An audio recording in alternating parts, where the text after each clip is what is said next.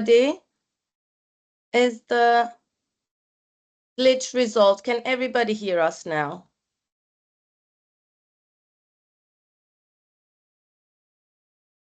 Okay, I see. Yeah, we can hear you. All right, brilliant. Sorry about the mess. For some reason, our meeting recording started and ended, and we had to reinitiate the meeting.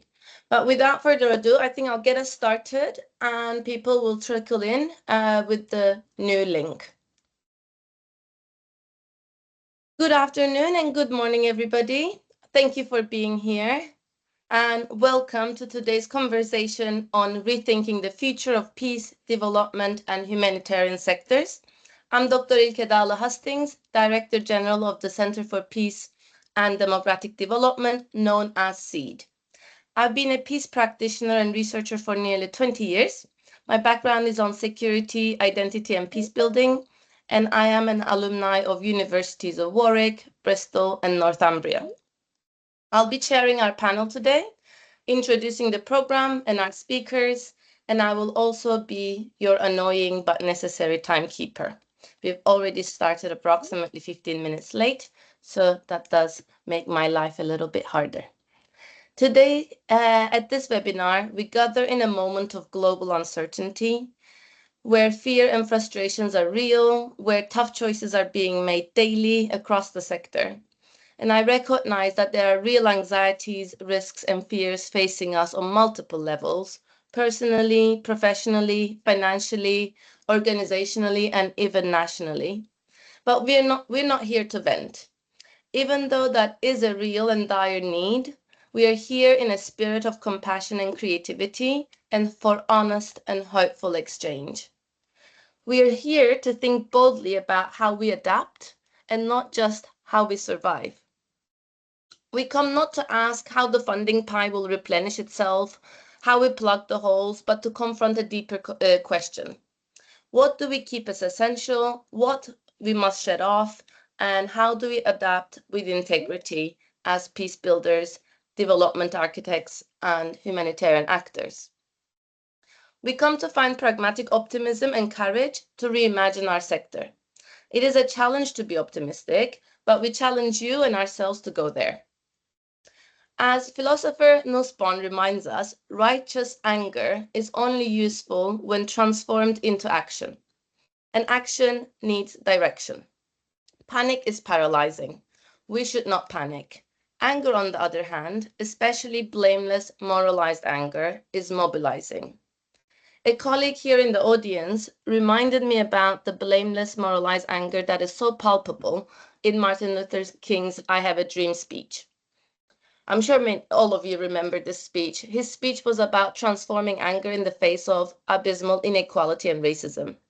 Not to transform it into inclusive action, about pursuit of justice, rather than retributive action about demonizing or humiliating the whites. He talked about the great vaults of opportunity and determination to protect without seeking to satisfy our thirst for a better world by drinking from the cup of bitterness.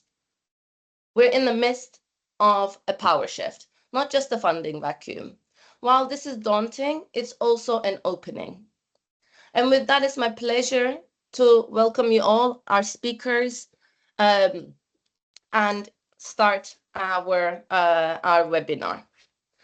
I think we will speak the opening speech by Neo. I will introduce you, Neo, anyway, but I think to make up for the lost time, we'll skip the opening speech and I'll go ahead and introduce the program and hand the floor to our speakers. Neophytos Loizides, an expert on conflict resolution and forced migration and institution building in divided societies. He's here with us. He's representing University of Warwick, one of the organizers of the webinar. He currently leads the ESRC-funded Peace Return Project and the Inclusive Peace Initiative. I think I'll carry on and introduce our program as well and proceed with our speakers. The next 2 hours will unfold in 2 sections and 3 arcs. Section 1 is where we turn to our speakers to share their insights, experiences, and expertise. And section 2 is where we open the floor for a reflective and critical discussion together. We begin with Arc 1 in Section 1, where we confront the immediate and medium-term consequences of shrinking foreign aid and the US funding freeze. We look closely at how this influences conflict dynamics, displacement, and food insecurity. What happens when healthcare, education, protection systems begin to fracture? What vacuums do these disruptions create? How do those vacuums get filled? By whom? To what effect? We're honored to have Theo and Ako walk us through these sobering dynamics, drawing on their field experience and regional insight.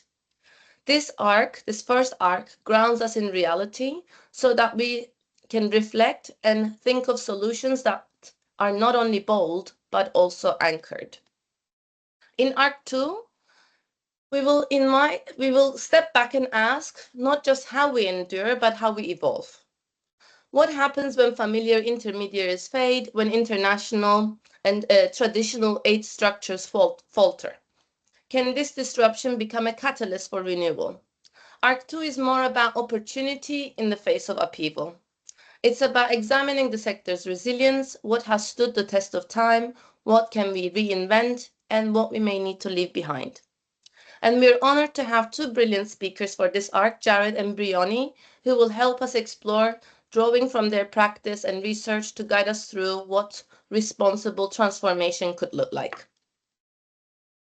After we've named the risks, reflected on the shifts, we'll turn to the final arc, Arc 3, where we ask what now and what next. In Arc 3, we will open the discussion led by you, the audience, on the new directions, models, solutions, and potential alliances. We will move from Arc 1 to Arc 2 in one seamless flow without stopping and complete Section 1. Then we will stop for a few minutes before Section 2, and I will return to the framing of Arc 3 during that interlude and open the discussion. Now it's my honor to introduce our speakers for the next session. We have Dr. Theo Hollander, who is a peacebuilding practitioner with 20 years experience working in conflict-affected countries in Southeast Asia, East and Central Africa. Theo was the senior regional representative of Interpeace in East Africa for 8 years. Currently, he works as a consultant for IOM, advising the regional office for East, Horn, and Southern Africa on conflict sensitivity. Theo is with us today in his personal capacity, not as a representative of IOM. We have Essan Emile Ako, who is a peace and security analyst and program manager with over 12 years experience in the peacebuilding, development, and humanitarian sectors across West and Central Africa. Ako is currently working with USAID in Côte d'Ivoire, but he is also participating in this event in his personal capacity.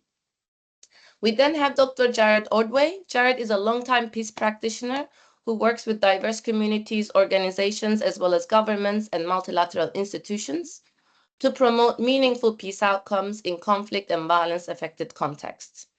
His work involves practices of learning and inquiry, technical support, facilitation of dialogue, and mediation. His INGO work includes his role as a member of Interpeace Advisory Team, among others, and Jared advocates for the integration of transformative principles and collaborative methodologies applied to anything from joint systems analysis to strategy development to help ground multi-stakeholder engagements. Last but certainly not the least, we have Professor Brioni Jones.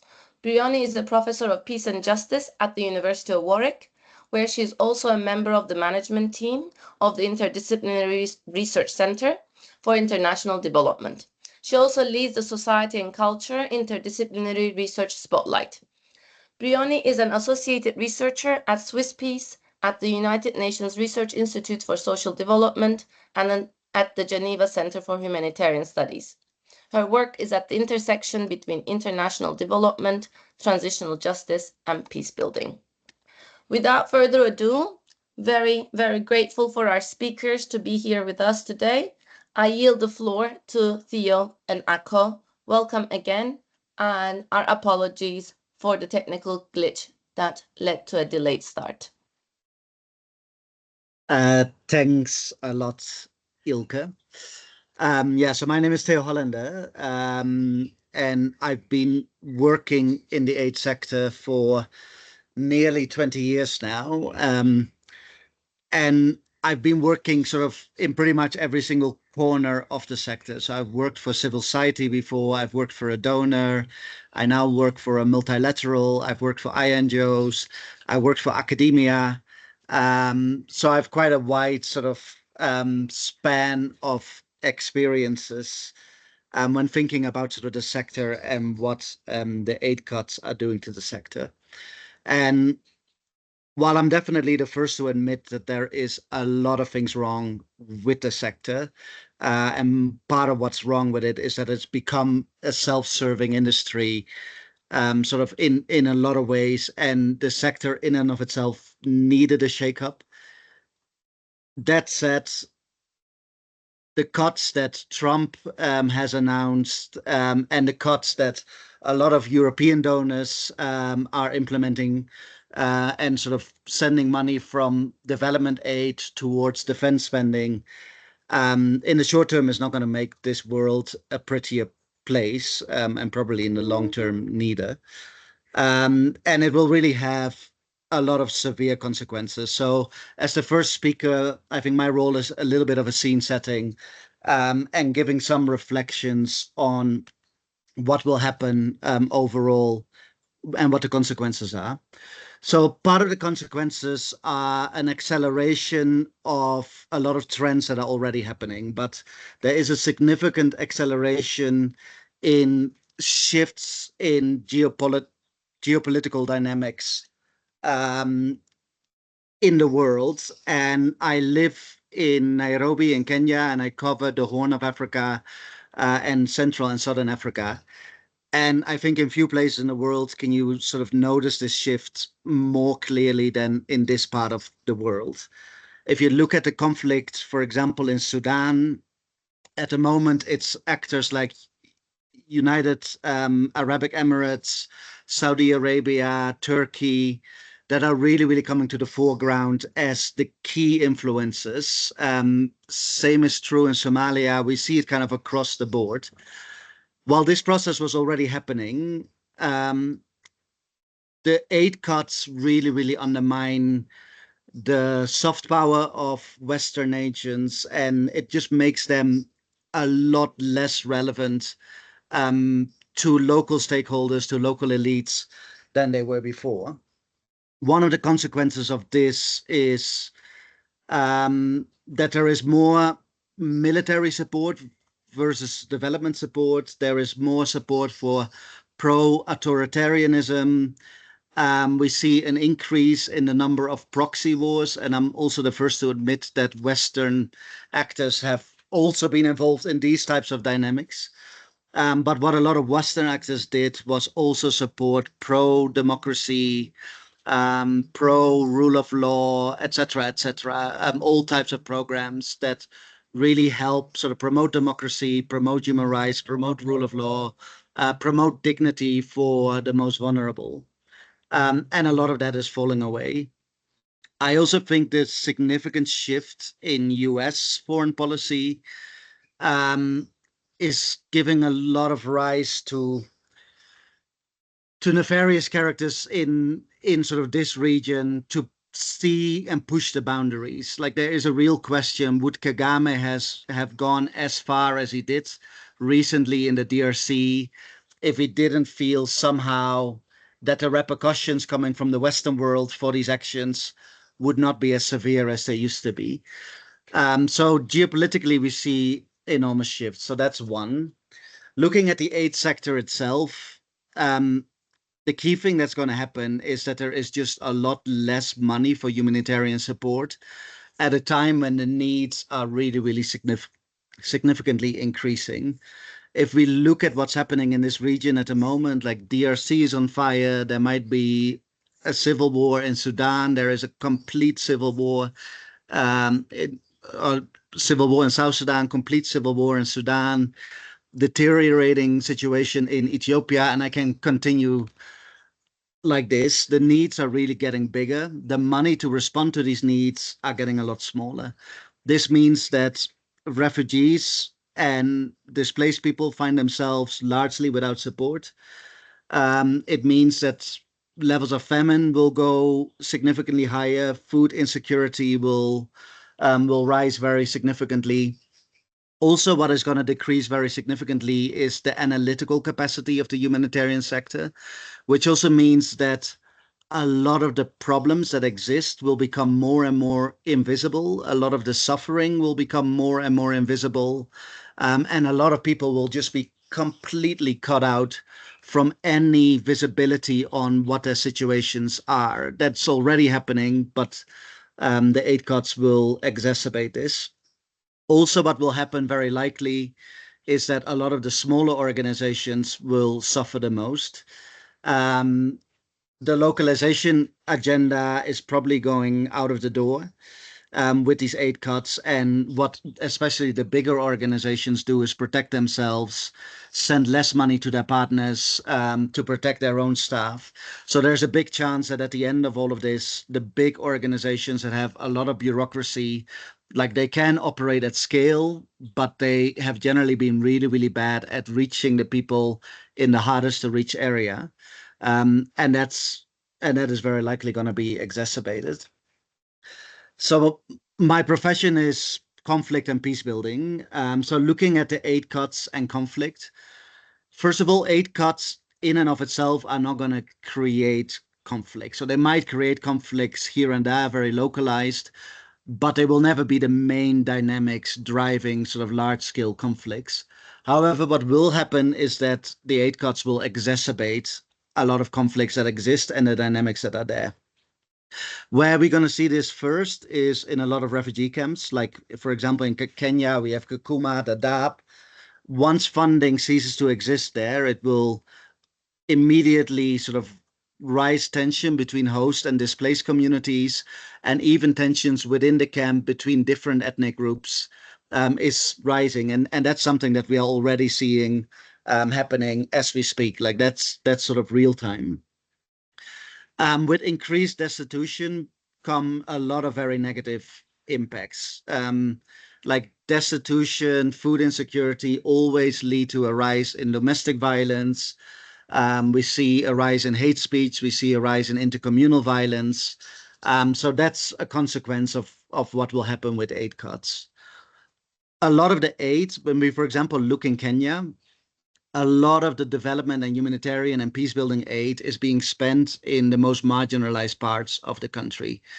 Um, so a lot of it in Kenya, for example, is in what we call the ASAL countries, the arid and semi-arid lands, which are the drier lands in the northern part of the country.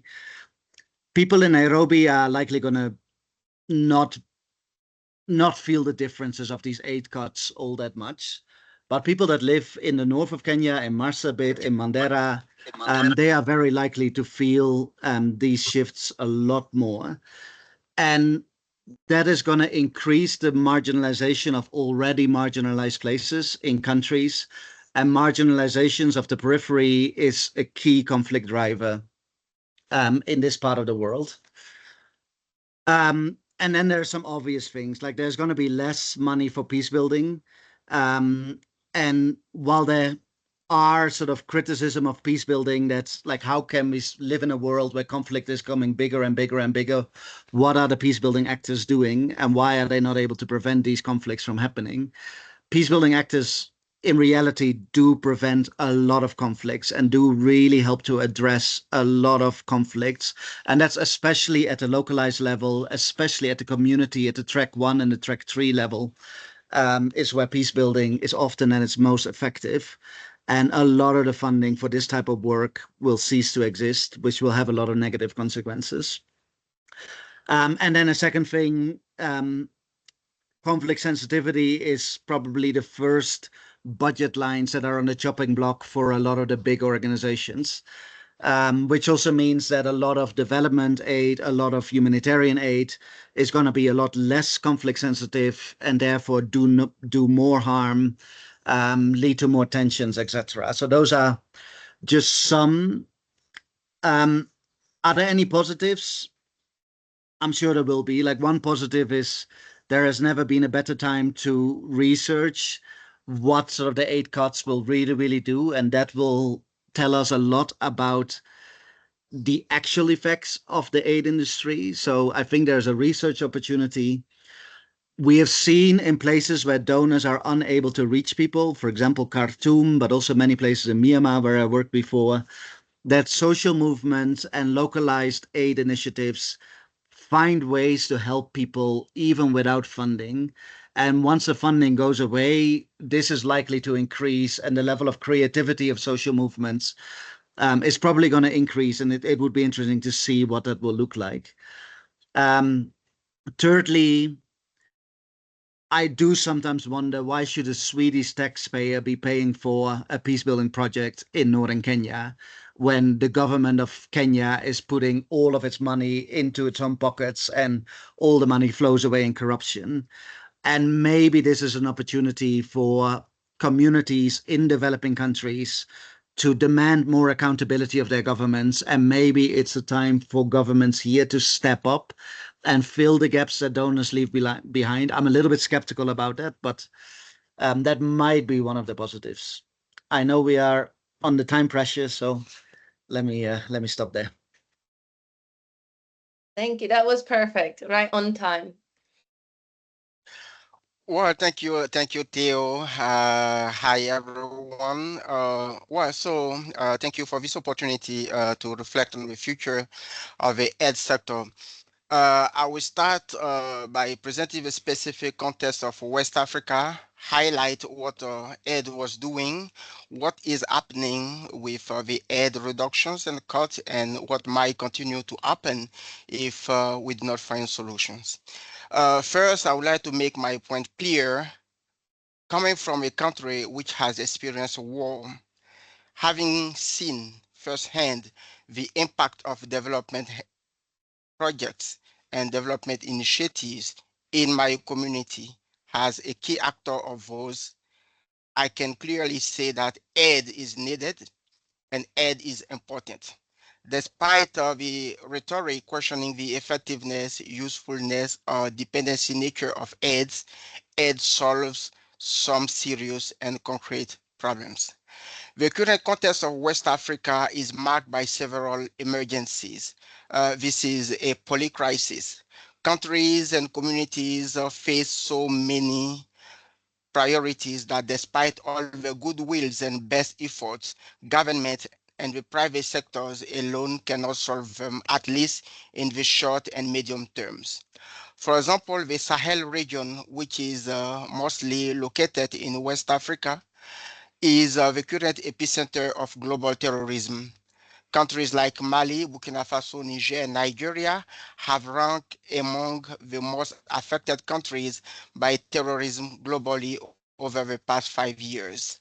Al-Qaeda, the Islamic State, and the affiliates have gained grounds across those countries, waging a serious war on democratic symbols, peace, stability, with consequences on human security overall.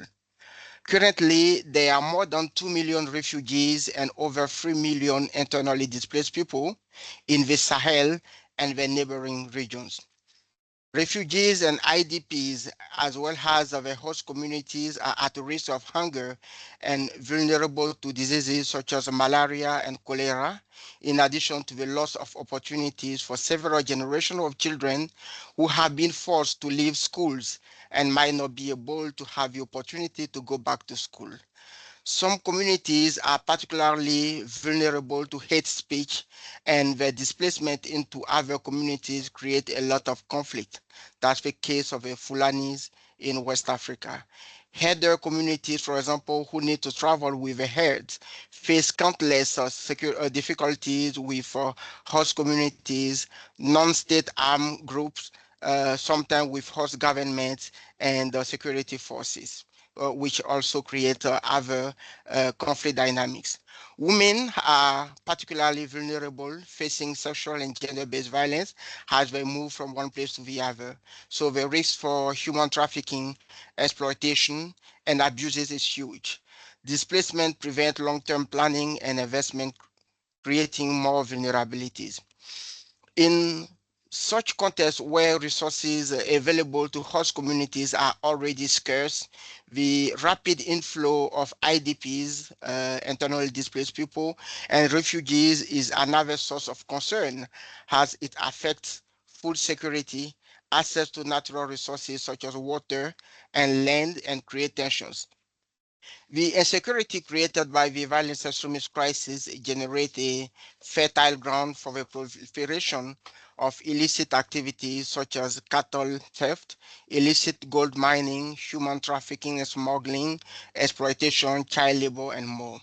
Countries of the West African littorals, such as Guinea, Cote d'Ivoire, my home country, Ghana, Togo, and Benin, are facing the same threat. In addition to receiving refugees from the Sahelian region, they have sustained several terrorist attacks. Benin, for example, in West Africa, has sustained at least 3 terrorist attacks since the beginning of 2025, with over 80 casualties. Local communities across northern Benin are under constant threat of violence extremism, and many have no option than moving to other more secure regions. In addition to challenges affecting security and stability, you may know that West Africa is facing governance crisis with a democratic backsliding.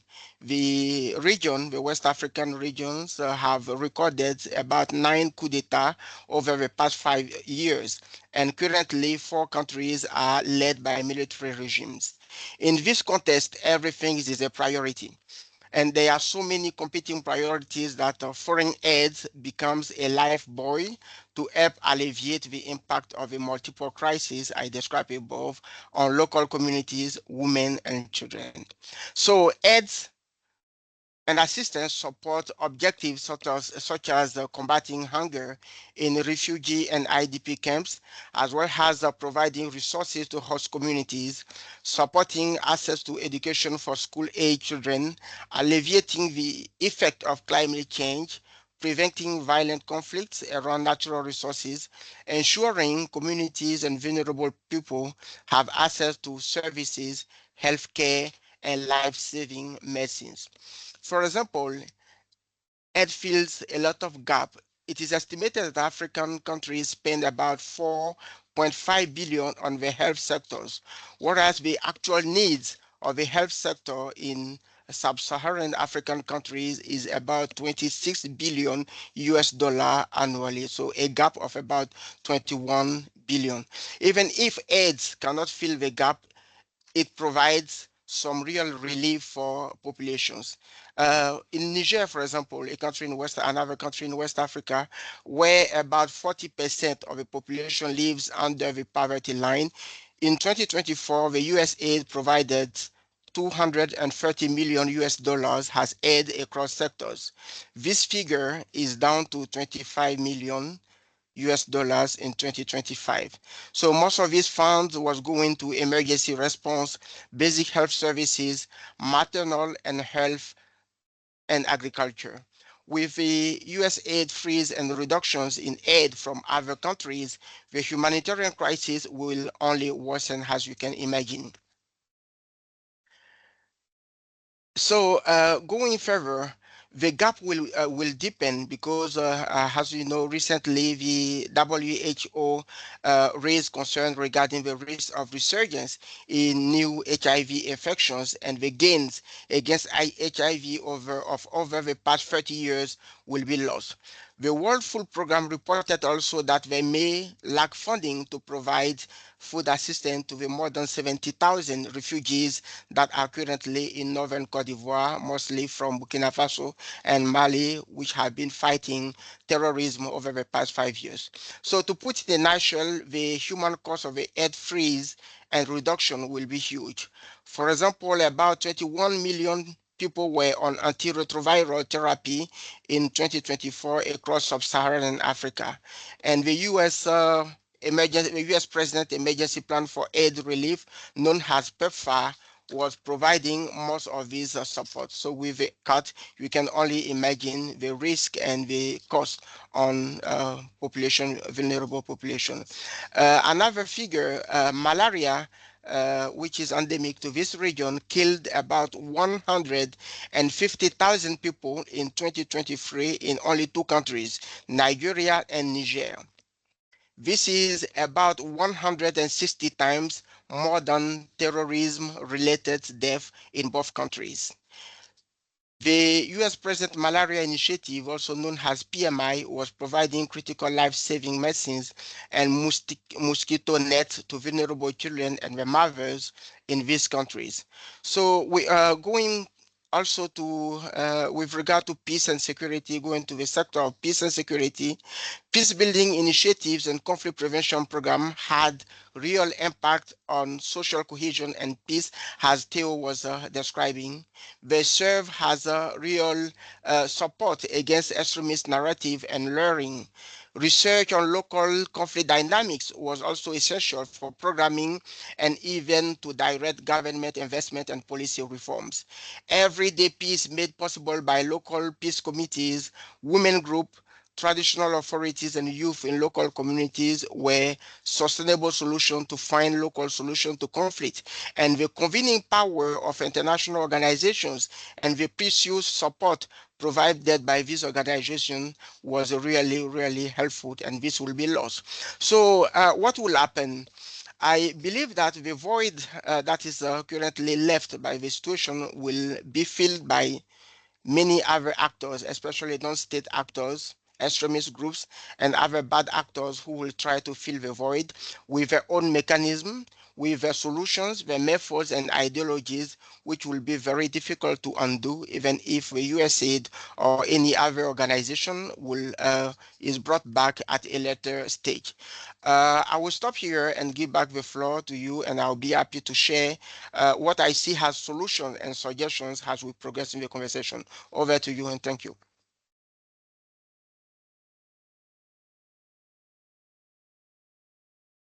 Thank you, Ako, and thank you for being on time as well.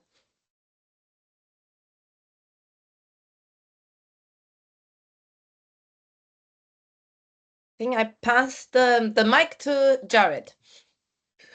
All right, great. Thank you, Ilka, and everybody for being here. It's a pleasure to be with you. So we've heard polycrisis, we've heard collapse of a codependency system, we've heard funding disappearing and never coming back. Now Ilka says, what is it? What does responsible transformation look like? And I'm sorry, I don't have any perfect answers, but I do have many questions, and I think it's reasonable to frame what we're looking at as a transitional moment, and we can go back to finding what we can hold on to, what does already exist, what are some of our assets that we can turn to, and recognize that the future is going to still need relationship building. It's still going to need a lot of listening. And we can also think, probably at this point, about within that broader shifting and geopolitical order change that we're all seeing, especially as it affects the multilateral system that many of us are connected to or working in. We do need to think about power differently. I'm going to speak a little bit from the peace sector perspective rather than the development sector, for example. And the core contribution I think I can make is that we can think about peace as a practice of non-dominating power. And we can think about peace a little bit more connected to what we can talk of as reproductions of violence, a little bit differently than we often do in terms of conflict. So I think a responsible transformation asks us to look at these things a little bit differently and look at our positionality differently. My role specifically is as a practitioner. I work in a lot of different spaces and oftentimes find myself working with peacebuilding organizations on a very localized level in their municipalities or in their regions, as well as activists who are dealing with multiple challenges around conflict and violence. And they're often also working at the margins of the broader development and peace sectors that probably many of you are also, as I said, connected to. So I'm trying to bring a little bit of their perspective as well from those colleagues and people I work with directly who are trying to figure out how to deal with the problems that they face. That work includes dialogue work in the United States. It also includes efforts in Central America, which we can look at as a 30 to 40 year post-war context at the moment in many cases like El Salvador or Nicaragua, and Guatemala as well, and nevertheless face significant levels of violence, even more so than in countries affected by ongoing armed conflict. unfortunately. And yet the development and peace sectors that we're referring to, that we heard our previous speakers refer to, are not often as present there, particularly in the peace side of things. So what I can bring today is thinking about a few things, is connecting peace to power a little more centrally in our thinking. I can talk about also thinking about less so conflict than violence reproductions as a kind of target or objective, and to repoliticize, in a sense, the work of peace in different contexts. Also, I want to point out a few things which are not to reinvent the wheel, but point out some really well done research and publications that we can look at that have mapped out alternatives and ways to think about power differently in the peace sector, particularly in a moment where we are seeing that collapse of a rather codependent system, and we need to turn to other answers. So I'll speak a little bit to that as well. If I have time, I'll bring a few other stories in to wrap things up. So as I mentioned, we probably need to start thinking a little bit more about a deeper understanding of violence itself and what those reproductions mean in terms of how they shape social relationships and how they're shaping state-society relationships, and if those relationships and those arrangements are perpetuating violence and different forms of that, whether they're easily seen or not easily seen. Maybe the work of peace really needs to turn more towards that in a way that it doesn't reflect the sort of stability or stabilization orientation that peace building has had over the last 20 or 30 years, but get a little bit more politicized in the sense of getting messy into those change processes. And I think that is perhaps the directionality, at least from the practitioner perspective, that many of us are working in, and trying to think about how we can use the sources of power we do have, non-dominant power I'll refer to, in terms of supporting that and addressing those violence reproductions. What does that offer us in terms of the current situation? I don't know. I do know that with the lack of funding, what we do have in our hands are tools, there are processes, and there are relationships. And those things are sources of power that we can use to connect with different organizations and different sectors in society, that really helps us to, as I said, not just focus on the peace sector, but also connect with other sectors of society who are involved in that kind of messy work of doing politics in their own context. That will be the birthplace, perhaps, of social change and political change that can address those sources of violence and those reproductions of violence. I'll give you an example that I think about a lot, which is to think about peace as more political and less about that stabilization, through that stabilization lens. I think we can look at social movements, and we can look at the last 10 years and find a lot of inspiration in that. But if we try to find the linkage between peace building and social movements, we don't find even that much in literature. So it's something that is clearly relevant to these times, but certainly not something that we can draw from in terms of depths of case studies and understandings in terms of practice. Yet those movements are made up of a cross-section of societies all over the place. And I think those are critical sites in which we can develop relationships and develop connections, whether you've been working for an INGO or you're working for a civil society organization in your community. In the peace sector, you can start to branch out and try to develop relationships in ways and means that helps you use what you have to put yourself in service of those challenges, and perhaps in ways that are different than what you've done before, which has been aligned with other priorities, other agendas, and other thematics. So I think the peacebuilding field itself has struggled to connect with social movements, and it's certainly an inspirational arena. And as we look at the geopolitical shifts in power, it probably also a very valuable space to start thinking about and start connecting with. So beyond that, I want to present, or not present, but draw attention to some of the work that already has been done in terms of systemic innovations and power shifts in the realm of peace work. And I would direct attention to organizations like Peace Direct, which has done a lot of great work to encourage dialogue amongst peacebuilding actors and sourcing ideas and understanding what equality looks like and what partnerships might eventually unfold to look like, as well as the Ringo Project, which is about reimagining the INGO. And that's available for all of us to look through. And I think those are interesting because it's some of those partnerships and constructs that they were talking about originally have well, they may be disappearing. And so I still find valuable that work and the outputs of those discussions and that research, because it gives us a way to think together through those new ideas and not lose them in the process. I will also refer to Conducive Space for Peace, which has done some wonderful work under the leadership of Sweta Velpelai, who they've mapped out the changing international system, sort of the DNA of the aid system, and innovations in areas like funding and partnerships and accountability, and things that, again, are available to all of us who have an internet connection. And we can look and use some of that material to use as a basis for starting conversations like this one in more detailed ways and in more contextualized ways. And I think I don't want to lose sight of those things, of what we already have and the good thinking that's been done around power and shifting power, because power is not going away. I hear a lot these days about the word vacuum. I don't think there's a vacuum as much as just a rearrangement of power and relationships. And we don't know exactly what those will look like, and they will look differently, as I think Theo and Ako, reported to us. They're going to look differently in different spaces and different regions. But we need to start from the peace sector, at least if I can speak. I would say we need to start thinking about our own sources of non-dominant power, our connectivity, our ability to use the tools and the processes that we have. And it's just sort of waking up and repeating those things, but thinking about them in a little bit of a different way than perhaps we previously have had to.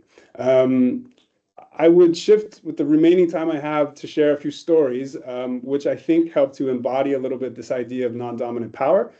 And a few things that resonate from some of the work I'm doing currently with well, I'll get to that, but it's sort of a collective impact initiative. I want to share with you from the perspective of observing colleagues and mentors of mine, and some sort of lessons I've been drawing as I'm thinking about rethinking this. What does responsible transition look like? And again, I want to do this on a very human level, but it's up to you all to decide how that works for you and how that applies to you.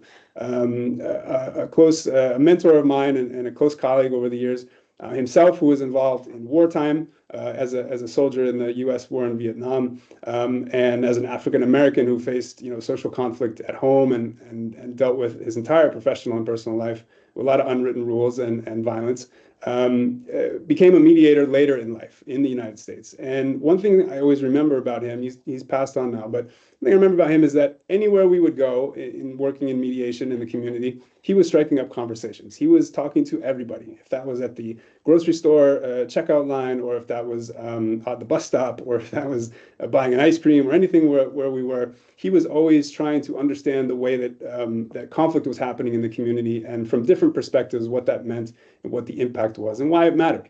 And of course, that was his way of also generating business for himself. But it was a way for him to keep his finger on the pulse of the community and listen first and foremost. So that's the kind of listening and a cross-sector value that I think we can draw from that example, that, again, reaches beyond the sort of peace community and just has conversations with leaders from across different sectors in ways that perhaps we have been limited from doing in previous work that is a little bit more narrowly defined by donor agendas and INGO agendas for thematic reasons. That's something that certainly we can all do in the context in which we live, but we can encourage that as a matter of choice and non-dominant power as we go.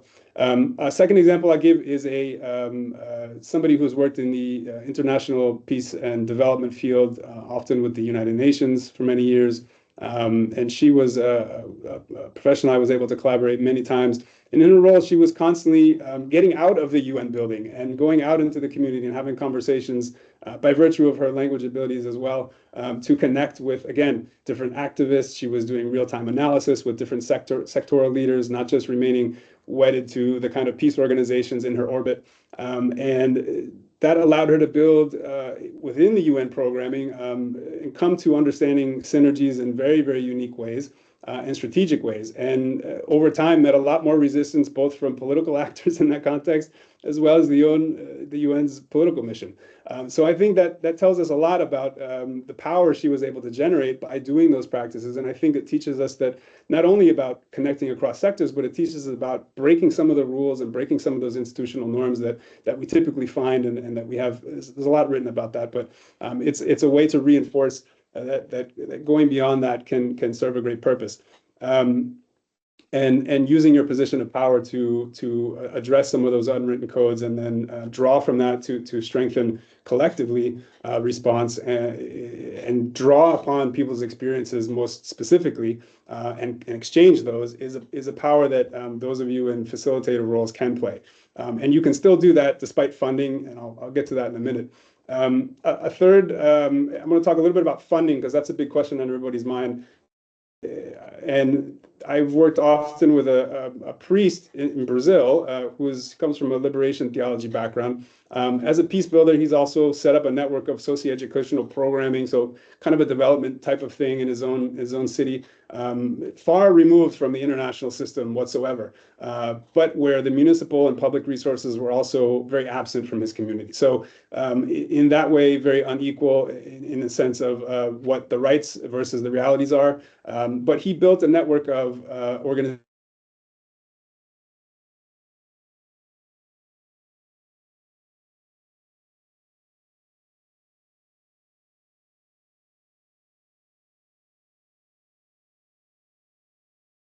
community leaders, and he framed the work that he was doing in terms of the collective and the value of a collective and public good, and the returns that it would bring to everybody in the city. And that's perhaps unique to that location, but at the same time, it gives us a sense that his efforts to generate complicity with a variety of different sectors, and also connect the micro experiences that were happening at the community level, which was flush with violence of all kinds, also to the macro, broader state-society relationships that were always on his mind. Connecting those two spheres was a benefit that brought many returns over time, and not only the funding in terms of monetary funding, but also in terms of that kind of in-kind donations, people getting together and doing projects like infrastructure improvement, and doing sort of solidarity work as well, that expanded and just reinforced the peace work in that city over time, and the ability to address, and gave him and his staff also the option to then spend time elsewhere, which was also dedicated to things like anti-gang recruitment, and violence prevention through mediation and dialogue. So those are just some examples that I wanted to share that bring a little bit of a human spin to all this in terms of the non-dominant power. And I think, yeah, the other thing I can share, and Ilka, you'll let me know if there's time left, all right, is that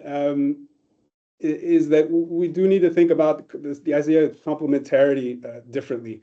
And if the structures of codependency are somewhat removed or atrophy, we do still need to come and think about how we show up, how we frame what we have, the tools we have in our hand, the ways of complementing and supporting. That's part of the work I'm doing now with a group of socio-political organizations that are working on a collective impact initiative in their country in Central America. And some of the things they're saying are, look, we need support, but it needs to be flexible. We're going to have a lot of different needs. What are the different roles you can play? And we're trying to be responsive and adaptive in terms of playing those roles with a very little amount of funding. And that is to say, you can be complementary to their work without sort of imposing on it, or imposing an agenda or a direction it has to go, or even a content of a conversation. That is complemented by the idea of being in solidarity, which is critical, and it requires a sense of proximity and development of trust, which can go a lot farther than any funding can go. And I think we all know that.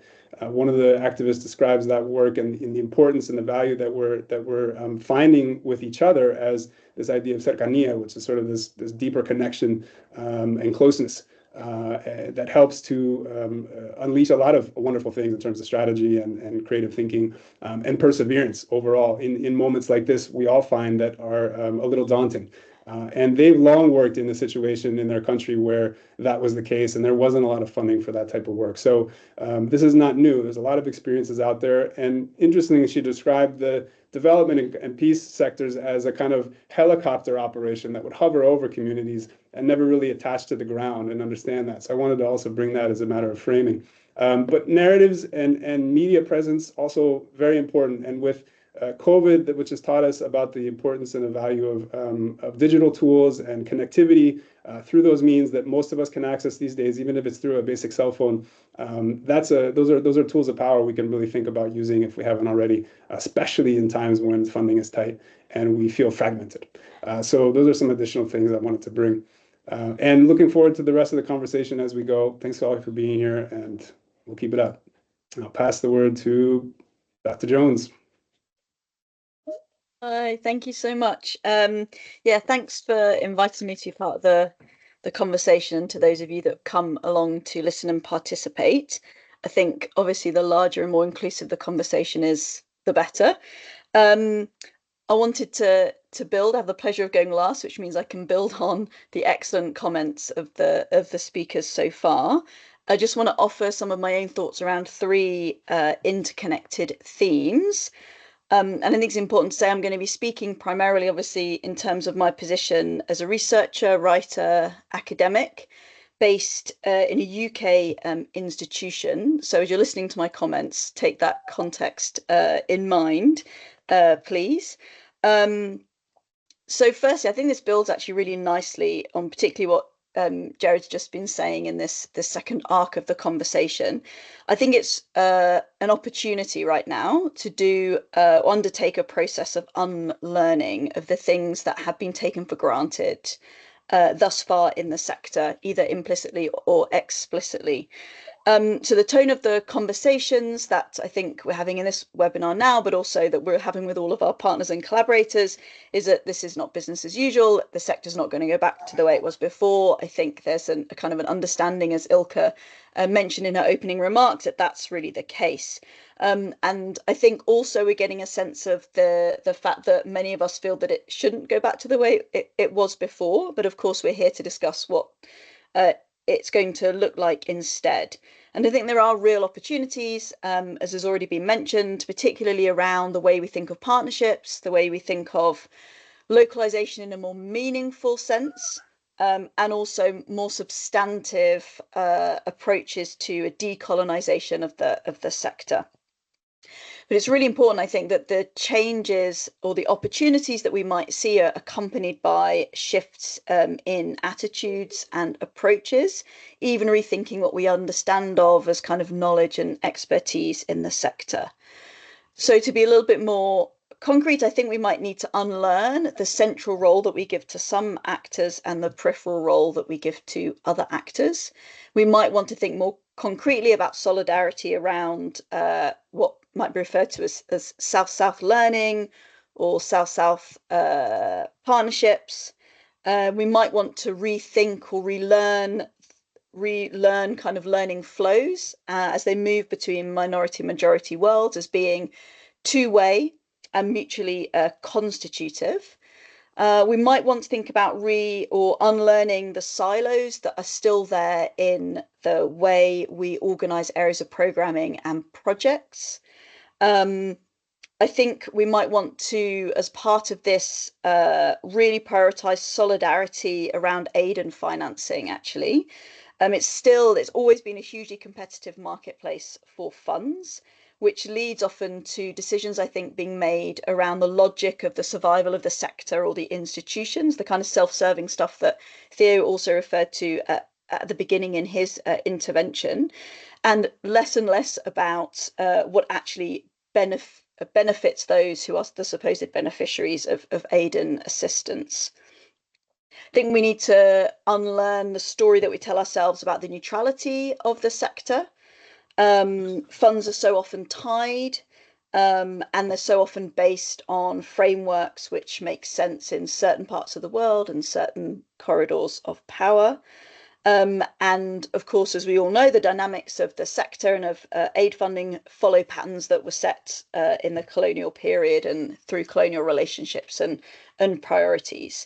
So as part of that, we really need to unlearn the story that we tell ourselves also about who can save and who needs saving. A lot of progress, I think, has been made in this regard in terms of the decolonization agendas, which have been pushed forward by excellent organizations like Peace Direct that Jared mentioned as well.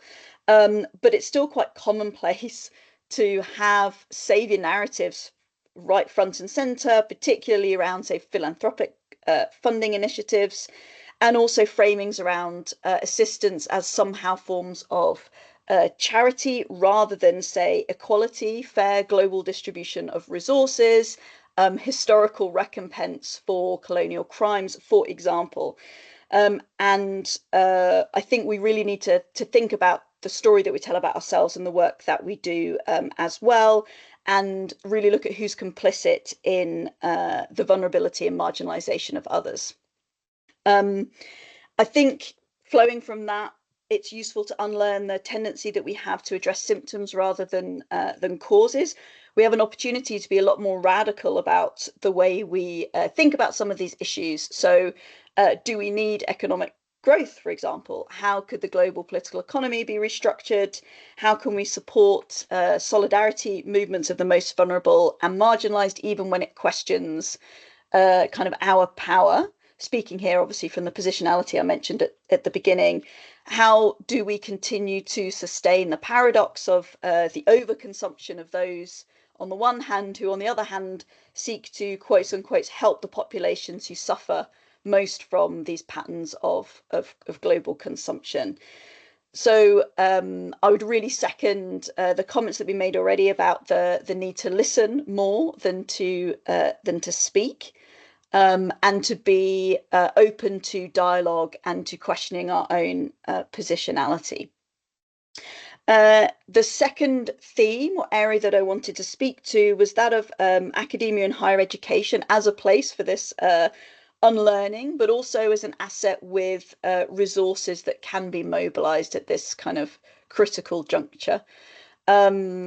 Universities, particularly in the minority world where I'm based, are increasingly focused on impact, on evidence, on essentially justifying the money that's spent in funding universities and paying the salary of people like myself. So as you may well be aware, UK higher education, where I'm based, is currently undergoing its own funding crisis.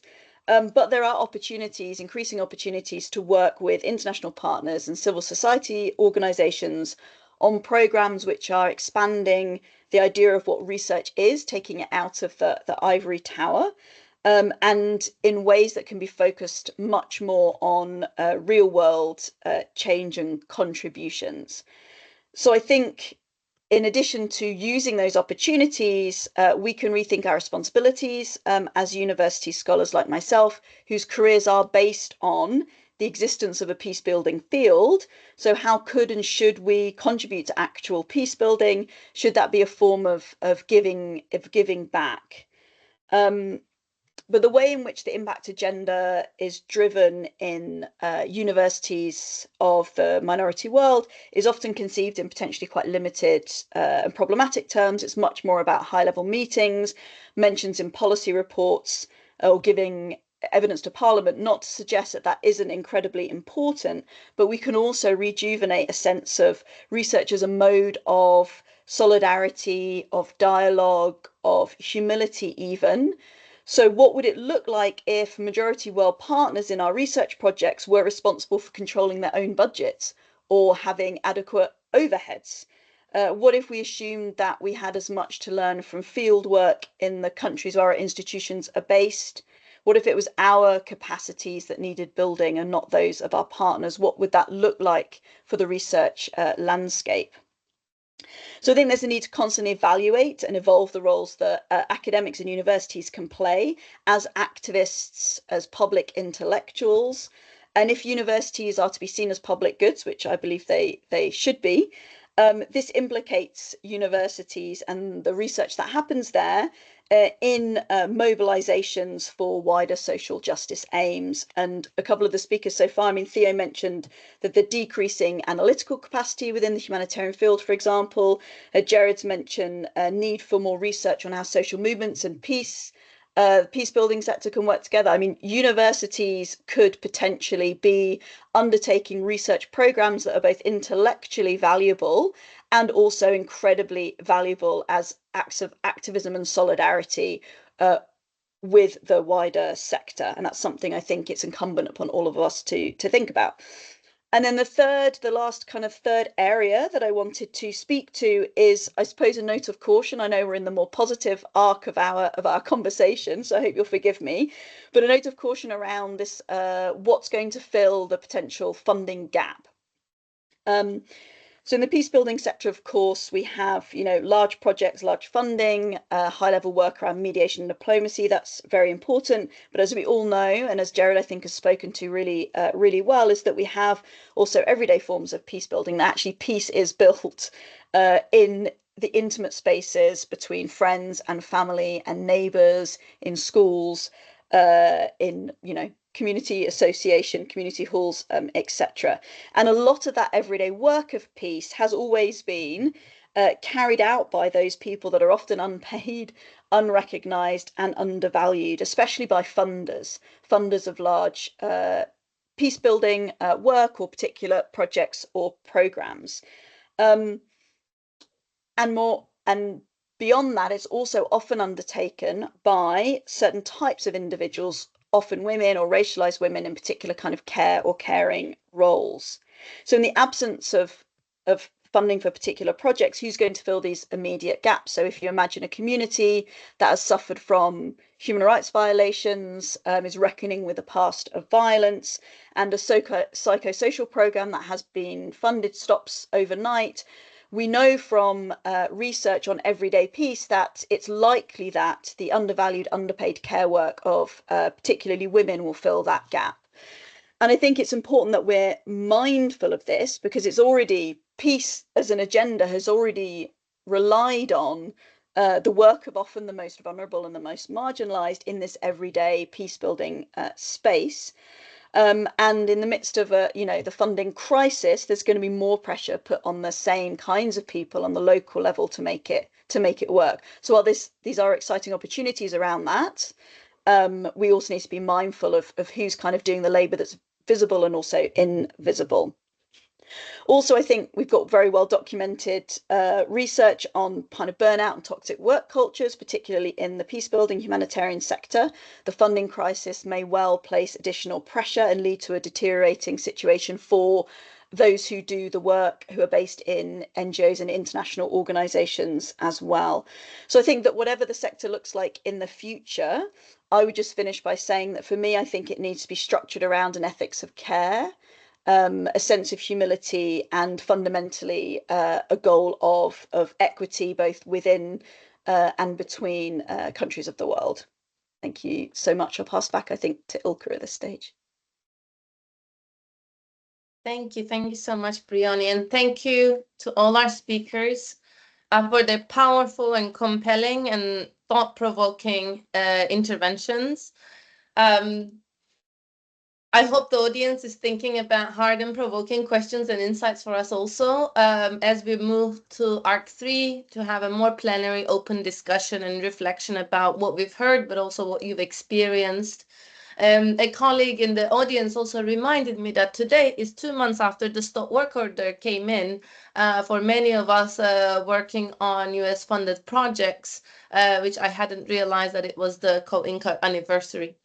We confronted the immediate and medium-term consequences of shrinking foreign aid and the US funding freeze. We then stepped back and asked how we evolve, what we unlearn, what you've heard about what we need to recognize, our non-dominant power, our immaterial capital, our tools, our relationships, our dedication. So what are the other capitals that are immaterial that we can maybe redeploy, rethink, and things that we need to unlearn and relearn. This next section is the forward-facing part of our conversation, and it'll be driven by you It's an open space for discussion and creative and practical thinking. You can, of course, also ask questions to our speakers, but to each other. It's more of a interactive discussion. In ARC2, this is where we focus on not how to survive, but how to build better. So not a patched up version of the old, but a quest to find the next funding pot, but something that is more just and more fit for the future, as our speakers also spoke about. So it's more about long-term transformation. So let's take a breath, reset, and rethink together in this space.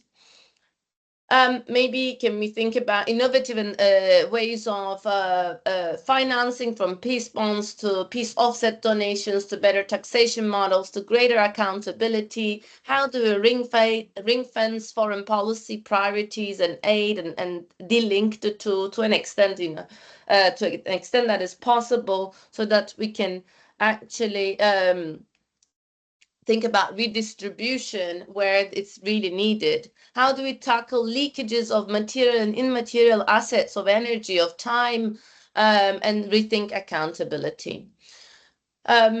Organizations large and small, how do we adapt by scaling up, scaling down, going horizontal, decentralizing altogether without losing the analytical power, that comparative, that cross-pollination between sectors, between organizations and individuals.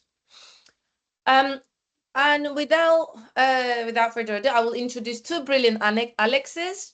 Alex Guest, who will guide us through this discussion session. He is the Director of Research at SeeD, and Alexandros Lordos, Assistant Professor of Clinical Psychology at the University of Cyprus, as well as President of the Board at SeeD, who will deliver closing remarks, recapping the highlights of our exchange today. Alex Guest is a quantitative researcher and a social cohesion expert dedicated to evidence-based peace building. He has led large population studies across Africa, the Balkans, and Eastern Europe. His work explores how constructive and violent civic behavior and peace outcomes are shaped by structural, psychological, and contextual factors. And with a background in astrophysics, media analysis, and even toy making, Alex is the epitome of interdisciplinary curiosity.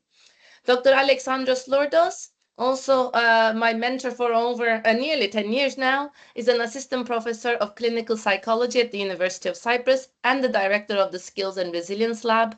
He is a founding father of SeeD and also the president of the board. At SeeD, he wore many hats over the past 12 years and shaped partnerships and the organization we are today. Alexandros specializes at the intersection of mental health, social cohesion, and peace building, with a particular focus on multisystemic resilience frameworks. He has contributed to national policy on mental health, provided policy advice to high-level stakeholders on Cyprus peace negotiations, and even won a SpaceX competition about how to colonize Mars while fostering cohesion as part of a multidisciplinary team at MIT. Over to you, Alex Guest, to guide us through this collective inquiry. Hi, everyone. Thanks for coming and thanks for those kind words. Ilke, and thanks to all of our panelists for their interesting comments.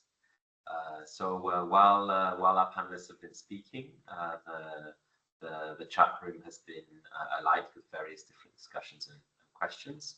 And please, colleagues, participants, please do post any more questions that you want to ask.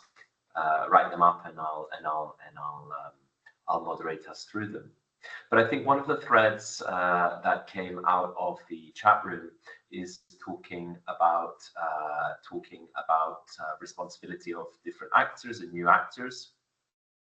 And I wanted to ask the question to the panelists on the idea of these emerging actors and emerging interests. So as new actors and intermediaries, as old actors and intermediaries might take a step back from the sector, which new actors do we think are likely to emerge as playing an important role, perhaps as funders, as intermediaries, or at a lower level of the work that we do, perhaps closer to the context, closer to the grassroots? And further, do we expect these actors to be following principles of peace building that we're all kind of more or less familiar with?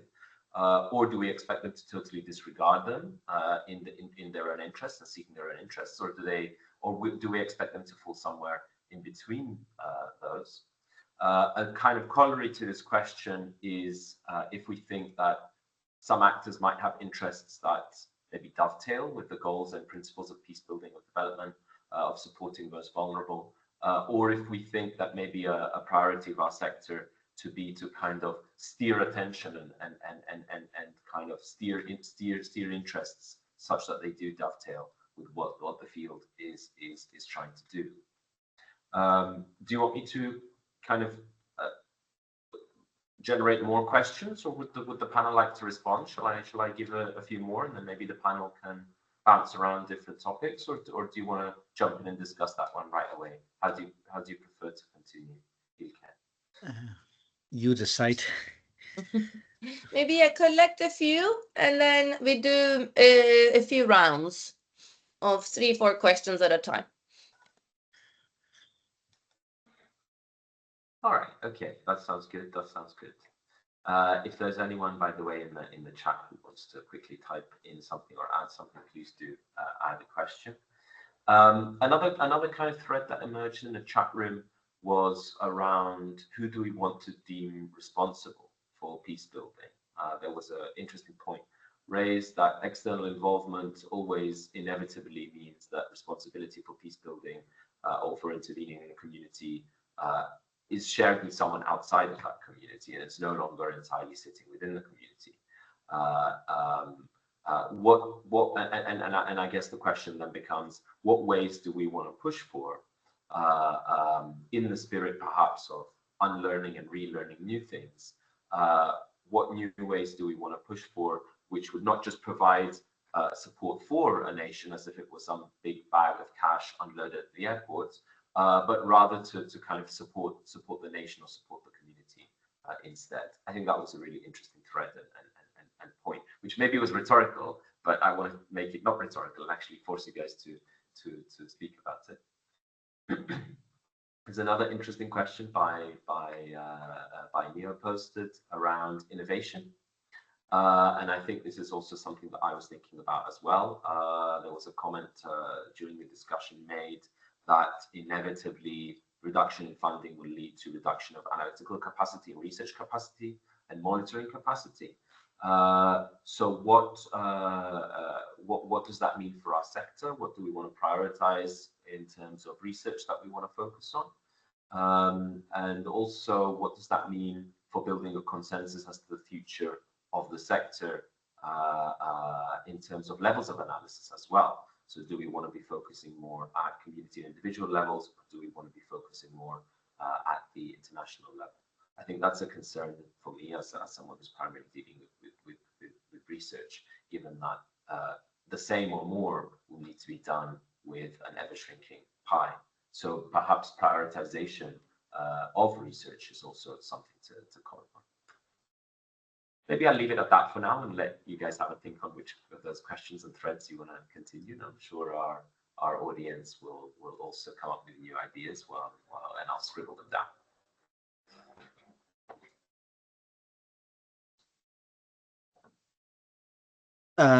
I'm happy to give it a first go. I think on a question, like I saw that, I think it was the first question, like why should all peace building aid come from the US? And I think in a way that's a valid question. Like, first of all, like not all peace building funding comes from the US. Like countries like Netherlands, Sweden, UK, European Union, Germany, a bunch of others are also putting in quite a lot of money towards peace building, or have done so traditionally. But the question is still valid. Like, why would a couple of countries from the Western world be responsible for paying for all of kind of the peace building funds globally? And in a way, I agree with you. Like, it depends a little bit on the country, but like, I live in Kenya. I've done peace building work in Kenya, and Kenya is not a poor country per se. Kenya is a country that sits on a lot of resources, and you do wonder, why should like someone in, I don't know, Iowa be paying taxes that are paying for peace building in Kenya when the government clearly is not prioritizing it themselves? I think these are really, really valid questions that I think we do need to ask ourselves. I think at the same time, like a lot of the sort of aid sector that we see in the way that it was built after the Second World War. And I think it's important to remember that. I think it's important to remember what happens when globally we have a lack of empathy. And I think empathy should be a driving force to stand up for the weaker ones in the world. I'd also think the Western world, in a way, has a due to pay because of colonialism. Like a lot of Western countries are incredibly rich because they spend many, many years pillaging other places in the world. And you might say, well, that's a long time ago, and what do I have to do with that as a taxpayer today? But the nice streets you're walking on, the beautiful institutions you're in, like all of those things were built during sort of that time. But I think these questions are really valid. Like, who is going to step in? Realistically, like no one anytime soon. That's the most probable answer. Like, I think the gap that is being left behind by the US aid cuts, like the most likely actor to fill the largest part of that is the US itself under a next administration, because I don't think other actors are willing to put in that much. But I do know that the aid sectors, like the UN, a lot of different agencies are courting China. They are courting the powers in the Gulf states, basically all of those other rich countries that so far have not traditionally been known for giving development aid, although a lot of those countries actually do. Like a lot of Arab countries do give aid to other Arab countries. But I think that's part of where some of the money might come from. Very, very rich individuals and philanthropy. For example, the Bill and Melinda Gates Foundation is a massive donor. MasterCard is a really, really large donor that could fill some of those spaces. But I don't think the space is going to ever be filled completely to the way that it was. Why should money not come from countries within? I think that's a very valid question, but I think an important consideration within that question is that, especially when it comes to peace building, it's often the governments are completely complicit within the conflicts. So who within the country should pay for the peace when they themselves are the actors in the conflicts that are happening? And that's, I think, where the solidarity question again comes in, and where we are not in solidarity with governments of other countries, especially conflict-affected countries, but where we are in solidarity with the people on the ground, the communities who are suffering the consequences of those conflicts. Yeah, so those are just a couple of quick reflections.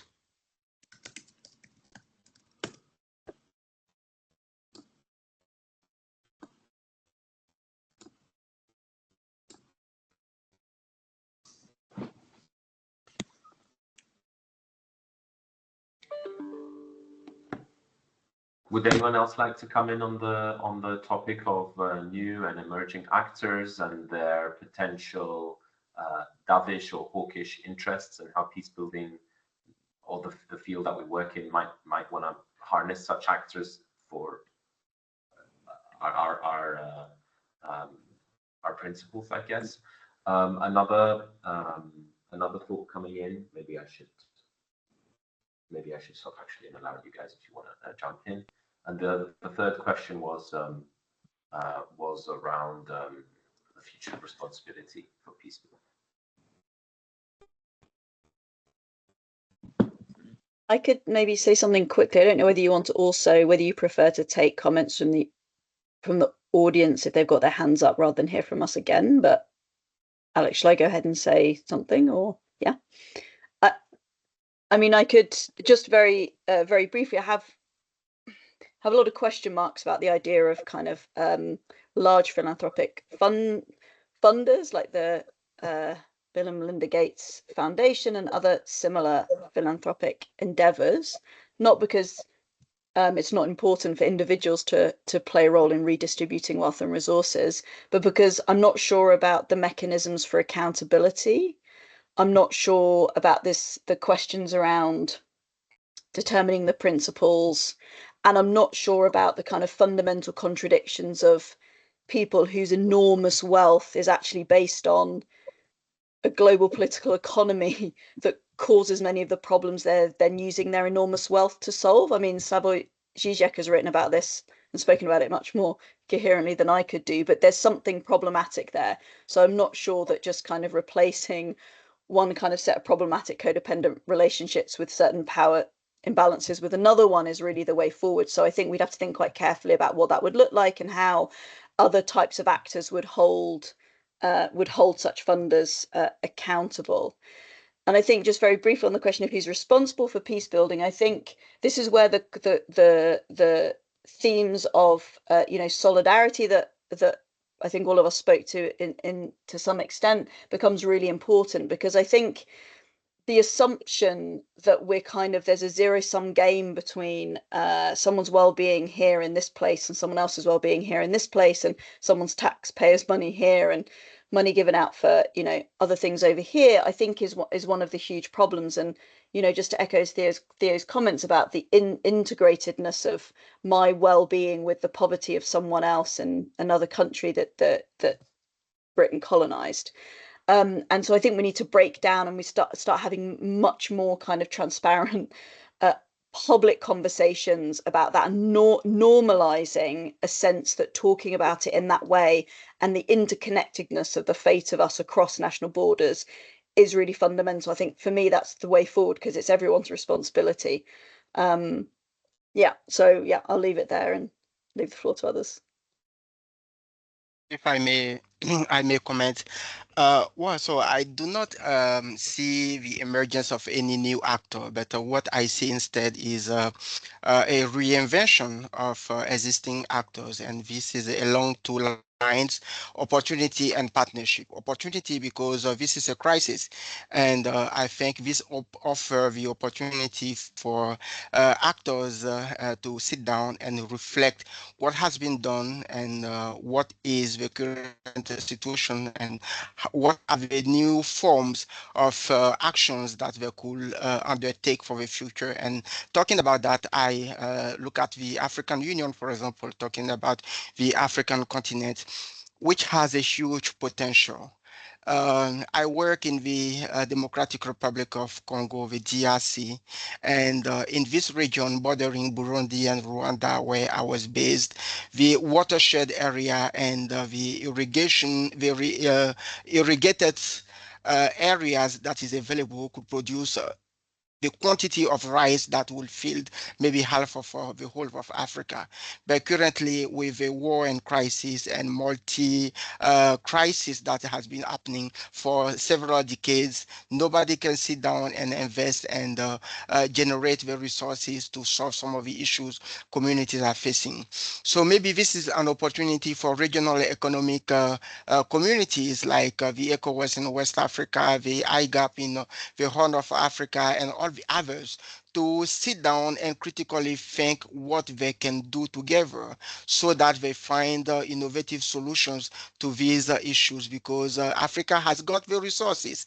And as I was also looking at the figures of corruptions, can you imagine that in a single year, Africa loses about 120 billion US dollars in corruption, embezzlement, and illicit flow of money out of the continent, whereas at the same time the amount of aid that comes to the continent is about half of this amount. So by reasoning with by absurd reasoning, you could just say, why not being more effective in fighting against corruptions, and the proceeds of this money being directed to some of these issues that the continent is facing. So I think there is an opportunity to sit down and reflect and take courageous actions for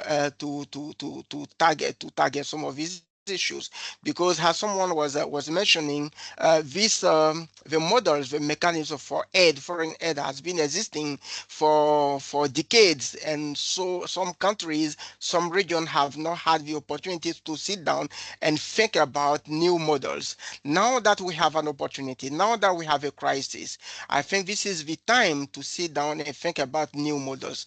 But are we going to do that? I think this is the one question which maybe universities and researchers should take on themselves and undertake research in collaboration with parliaments, with governments, and push them to take more action, because I think the resources are available, and if there is a political will, a lot of these problems will find solutions. I talk also about partnership. I think existing actors should rethink the partnership models.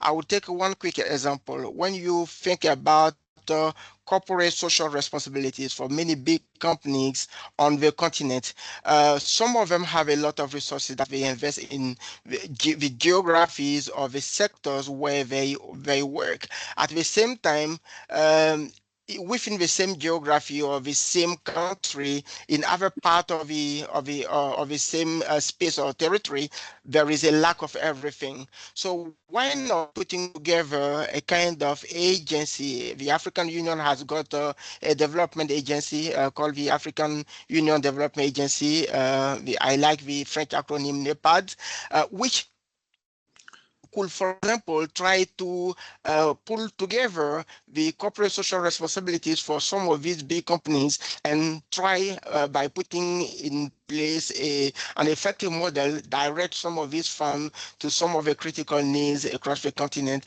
which will be an effective model. So I will stop here. I think there are more that we can do in terms of rethinking the partnership models and the opportunities that is available to us. Over to you. Great, thanks. Neo, do you want to jump in? You have your hand up, and then I'll go through another round of questions. Yes, absolutely. What strikes me as very interesting is that when all five speakers were talking, they mentioned areas of potential conflicts that might emerge, and none of the conflicts they have mentioned was in my own list, which suggested how many conflicts we might be facing in the future as a result of both the decline and in aid, which is not unprecedented. The aid and humanitarian sector has gone through a lot of troubles in the past. There were crises before. That's not unprecedented. What is unprecedented is that we're facing this at a time of worsening international climate, and at the time we're facing a lot of other challenges, climate change and other challenges. So one thing that we might want to have in mind is that many of these countries that are facing increasing stressors are countries who are hosting millions of refugees themselves. I think Theo has hinted to this and how that what that will mean in terms of populations that are hosted and their home countries, the relationship among the two. It will raise huge accountability questions for Western democracies, what is happening now. And I think one of the major goals of the universities is to raise those accountability questions and provide the impact assessments for what is happening around the world, but also beyond accountability, especially for Western democracies, is how what I mentioned before, how we innovate as a sector, and what kind of ideas we can bring to public debate in order to provide solutions. I mean, we have a major issue with the US right now, where aid has been politicized between two major political fractions. Can we think of a different model of governance and public policy. Much of the training we provide for the development sector does not include this idea of public policy. We never look at the intersections between the two. But I think the next generation of people who work in the sector, they need to be very well trained in terms of public policy and how they can deal with the different challenges in terms of working with governments and being part of governments, and how this can influence the entire sector. Terrific interventions. Thank you very much, everybody, for your participation. Yannis Lauris wants to ask a question. I saw his hands a few times. Yeah, it's not a question. It's a couple of quick reflections. I'm the one who put the provocative comment on the chat. Why now talking about the US? Because they're cutting the funding. I mean, why should we rely on the US? And to cut the short story long, I believe that everyone on the planet should pay for peace, everyone. For example, in Cyprus, we have introduced a health system recently for which everyone pays the same percentage according to their income. So every person in Cyprus pays according to their income the same percentage, and everybody has free healthcare. So I would like to see people like you, like us, to promote a system, a global system for which everyone pays for peace, because peace is essential. So anyway, I want to thank the participants, the organizers also, for doing this right now. It's time to rethink the future. It's also ironic that we are doing it only now. So in other words, the perturbation of the system that America has created has made us stop and think. Why haven't we done this before? Because we were comfortably numb. That's why. Now, the other thing that I wanted to say that Theo mentioned, and I was very happy, because that's an argument I use all the time, that Europeans especially have forgotten why we have the United Europe, to avoid new world wars. We have totally forgotten it. But you know what is funny there? The hypocrisy that exists in Europe. I mean, at a time where we should think about promoting peace and negotiations and conflict resolution and so on, all the money goes to war. The discussion is how to increase the budget for war. And I know that many of you might disagree with me, but I don't care. I'm having this position from the very beginning. Europe, instead of sending negotiators and doing conflict resolution for the war in Europe, they were building up the war, and they continue to build up the war.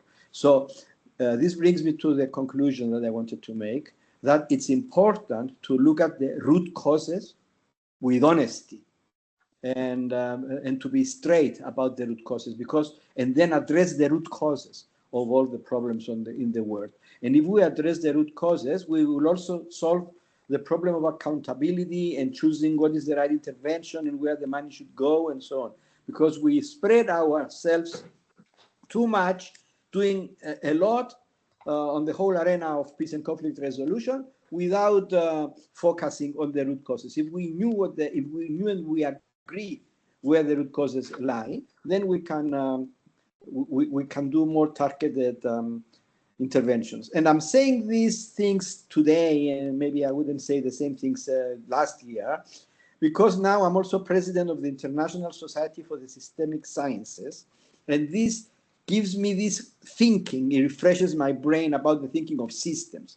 And systems, they will do the thing that they are supposed to do when they are perturbated. So now we are shaking the system. The system it's an opportunity to find a new balance, to rethink the purpose of the system. I might say something later if needed, but I wanted to make these comments. Thank you. Thank you, Yanni, for those comments.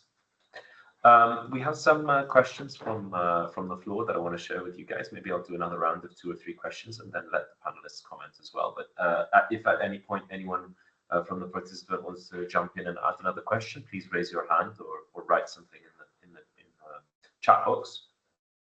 So one question is asking, how can we address the challenges that we've spoken about in a conflict situation where many grassroots organizations or citizens might support peace and reconciliation, but political actors might not. And the example given is the Israel-Palestine context. Another question is around if we see that humanitarian finances might go the same way as geopolitics, in the sense that power used to be embodied by nations, but now that power has moved towards global companies. And do we expect a similar thing to happen in finance for humanitarian and peace building field happening as well? And that question also opens the question of if we think that humanitarian funding is socially reproductive. So do we think that it will emerge, re-emerge again in a different way? And also from Robin, another question or point is that politics and geopolitics doesn't necessarily facilitate the coordination between what our sector is trying to do and what regional actors are doing when they're affected by conflicts. And what are the avenues that we want to establish to align, given the changes in our fields, the work of our field, of the peace building field, with these other initiatives of regional state actors? Or do we expect that the future of our field is going to include various tracks that might be unaligned and might even potentially undermine one each other? So those are the three questions that have come from the audience. Would someone from the panel like to come in and comment? Alexandra, is your hand up because you want to add a new question, or because you want to respond to this, or because or it's not a hand? My hand was up totally accidentally. I just pressed the wrong button. Right. No worries. So the three questions are: is the financing going to go the same way as in geopolitics? Is it going to be dominated by companies, or do we think that humanitarian funding is socially reproductive? The second one being, how do we address situations where grassroots and political actors in conflicts are in disagreement with each other, or if they should support a peace building process, and how to align approaches of our sector with regional actors? Over to you, panel, for discussion of these questions by our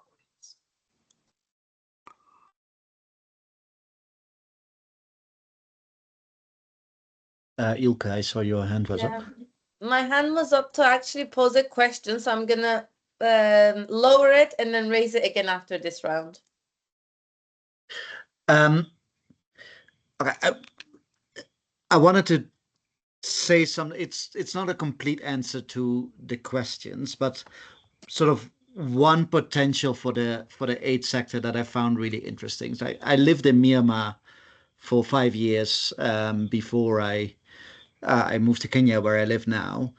When it comes to like statistics, there are not a lot of statistics in Myanmar that the country can be proud of.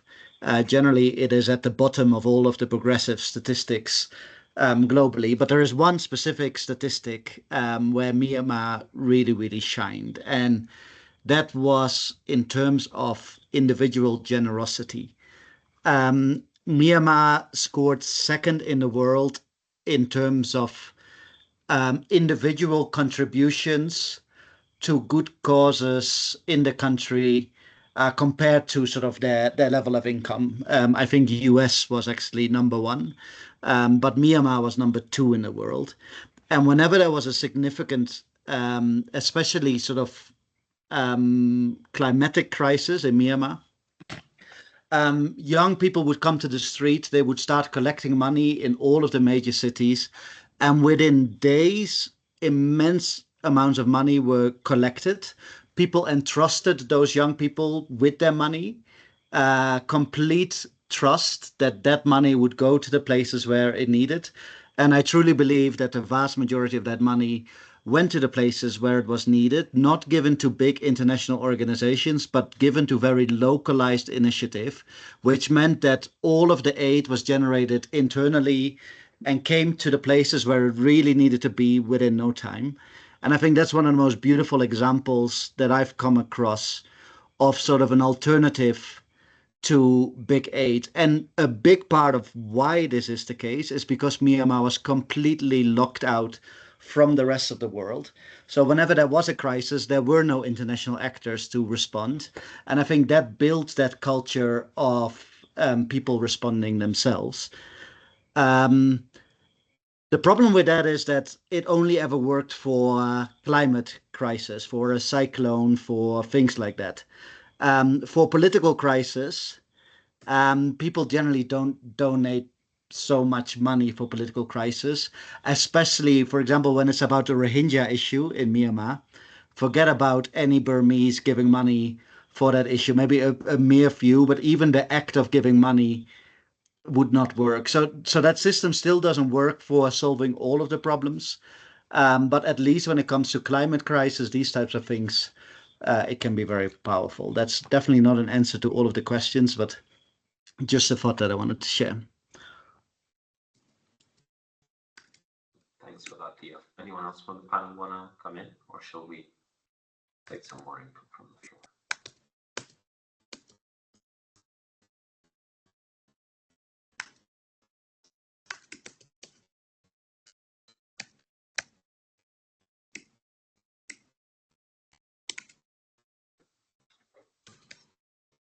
There are a few other hands. I saw a hand from Elena and a hand from Jared. Hello. Could you hear me? I'm not sure about sound. Yeah, okay, great. I just want to a quick comment because the things that was said about that Europe sending money for war, not sending money for negotiation and so on. So I just want to reflect to that because I'm from Ukraine, and if to say quickly, if we have a negotiation, we need to negotiate with aggressor. What is doing now is trying to negotiate with victim. We are like victim Ukrainians. We are ready to stop war. We want to stop war, but all negotiation and other things they're trying to do is doing with victim. And if Russia will stop fighting, the war will stop. If Ukraine will stop fighting, Ukraine will stop. Ukraine come to the end. We will not exist like country. So yes, I absolutely agree with that, that Europe was created for united, for keep the war. But today, Ukrainians is stopping the war. If Ukrainians will not be fighting, if Europe will not give money for Ukrainians to fight, tomorrow this army will be in Poland. So this should be very clear understanding of what is doing now. And for that is my quick reflection. But for other things, I do think that we need to stop all wars in all over the world, yeah, but in conflict, which is currently in the war, it should be a clear understanding what's going on. So thank you for that.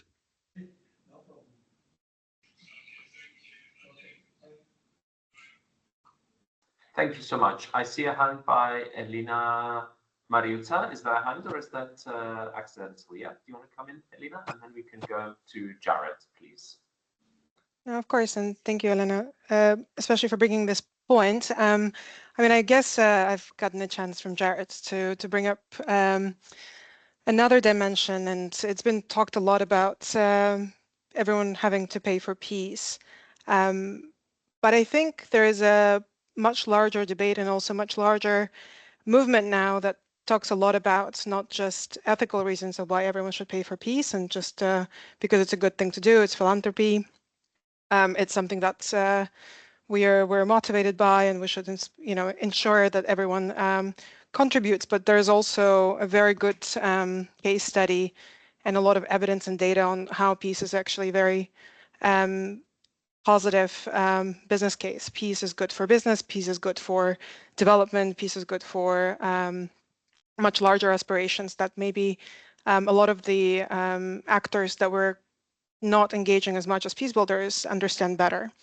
Don't want to segue discussion too much into the whole private sector involvement and development finance, but there is maybe now an urgent need for us to really rethink the partnerships. And I think Essan has really well articulated how how relevant the economic regional groups are, how relevant the economic conversation is, and why peace that is more efficient, that is the peace-building approaches that are more connected to livelihood issues, the economic issues, is kind of the new way for us to really think about our interventions, but also to ensure that we are more efficient in our own interventions on the ground. Maybe I'll give a quick example. I work for Interpeace, but we run this startup called Finance for Peace with a few colleagues that really looks into evidence and creating data on why peace building approaches are important for the non-traditional actors, why it's important to engage at the get-go at the project design level with the civil society and local actors, and what it really does. Perhaps an example from the Horn of Africa, where our colleagues at FAO and the World Food Programme have done a study and found out that about 40% of Africa's grain and Africa's, especially in the Horn, food is essentially lost post-harvest, which also equals exactly to how much the World Food Programme annually contributes with aid. So Africa can feed itself. And the actual issue that we face is the fact that it's the storage that we cannot figure out. And when the investors are trying to work on this issue and they understand it's a very bankable scheme, it's something that they can really scale and invest into, they run into issues of which are very familiar to us peace builders, of distrust, of a lot of corporations, small holder farmers that are extremely difficult to cooperate with across the various demography, religious reasons, and a lot of just unclear land questions. But there's, if only there was a whole sector of peace builders and mediators who actually knew how to construct the dialogue and how to actually build the agreement across the various stratas of the society, that could be a part of the design of the investments, such as the food storage. We could have solved a much larger issue than just kind of continuing distributing aid and continuing bringing the what is already essentially existing in the area. And there's a lot of examples like this. I don't want to segue the conversation, but I think what hasn't been mentioned is a lot of the kind of development finance and private sector dimension to the new actors. I know we talked about the philanthropy and there's a lot of pros and cons, but I think the reality is that's a siloed way of thinking no longer works. We can no longer afford it. There isn't enough money to actually substitute the losses in the aid system. And the only way we can actually move forward is through the partnerships. And I think some of the ideas that Essan has been talking about are quite essential. And learning the language and learning how to actually leverage each other's expertise is ultimately the only way for us to actually survive as a field as well, and also be more effective and kind of, leverage the skill sets. I'll drop a few links of examples, but wanted to see if there's any other colleagues that are also thinking about development and finance as perhaps one of the other frontiers and ways to leverage our work.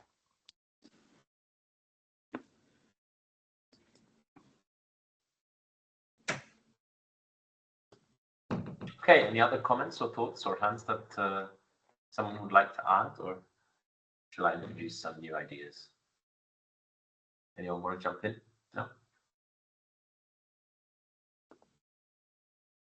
All right, I thought that has been kind of going around my head as we've been talking, is that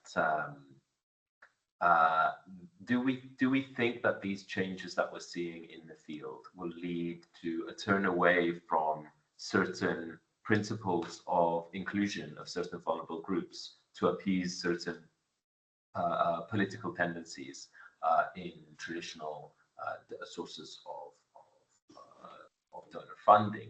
So do we think that organizations, either implement organizations or grassroots organizations, might start avoiding concepts that are thought to be politically controversial given the current climate in the West, around things like empowerment, reproductive health, LGBTQI inclusion, ethnic diversity, and so on and so forth. Is that a concern that the peace building sector might need to grapple with, given the developments, and how do we think we should respond to that? I don't know if the panel wants to think about that at all, or if you think that that's an interesting topic of reflection given developments in the West. Sorry, I didn't completely get the question. Can you repeat? Yeah, of course. Do we think that the changes in our field will lead to a dynamic where fear of funding cuts will lead to organizations to start avoid concepts like women's inclusion, gender equality, LGBTQI inclusion, climate, and so on and so forth? We've seen that language of projects that include these terms have faced particular backlash from certain funding cuts. And do we think that this will have chilling effects on projects or organizations that might want to avoid either working on this or talking about this or keep working on this kind of surreptitiously? Over to anyone in the panel for reflections on this. So I currently work for IOM, and I think IOM's very, very first deed when the stop work order came was to actually remove language around diversity and inclusion from its website. Exactly what happened is a bit contentious within the organization, but there was enormous complaints from thousands of staff members about, are we really sort of gonna put up our key principles and the things that we believe in just because we are facing funding cuts? I think reactions will be different across the field, but I also believe that survival instinct is extremely large for a lot of organizations, especially the bigger organizations. And I think a lot of organizations are very happy, or not very happy, but will move in certain directions in order to safeguard sort of their finance, their income, and their own existence, and not just with regards to diversity and inclusion, but in many other ways. For example, like I do really believe that this is an opportunity for the localization agenda to be really looked at. But I think in reality, I think the localization agenda is really going to suffer with all of the big organizations choosing their own well-being over the well-being of smaller organizations. And I think in the end of the day, like I started the conversation with sort of the aid sector has become an industry, and to a large extent, it has become a self-serving industry. And I think these cuts are not going to change that. I think they're only going to exacerbate it. I do think that conversations like these are incredibly important. And they need to be had. And I think they need to be had not just in these small confined spaces, but I think in even larger sort of public debates as well, to prevent sort of these negative tendencies from emerging and potentially ending up in a year from now or 2 years from now with a lot of small civil society organizations having to close down, a lot of smaller organizations like my previous organization, which has been mentioned a couple of times, like Interpeace. It does really incredible work, and it has certain access that and certain capacities that an organization like UNDP will never have. But the chances that Interpeace will not exist versus the chance that UNDP will not exist is significantly higher. And sort of what needs to happen to safeguard sort of the smaller but more nimble, more innovative organizations versus the very large bureaucracies. Sorry, that was a long answer to the diversity question, but yeah, it just reminded me about what happened in IOM.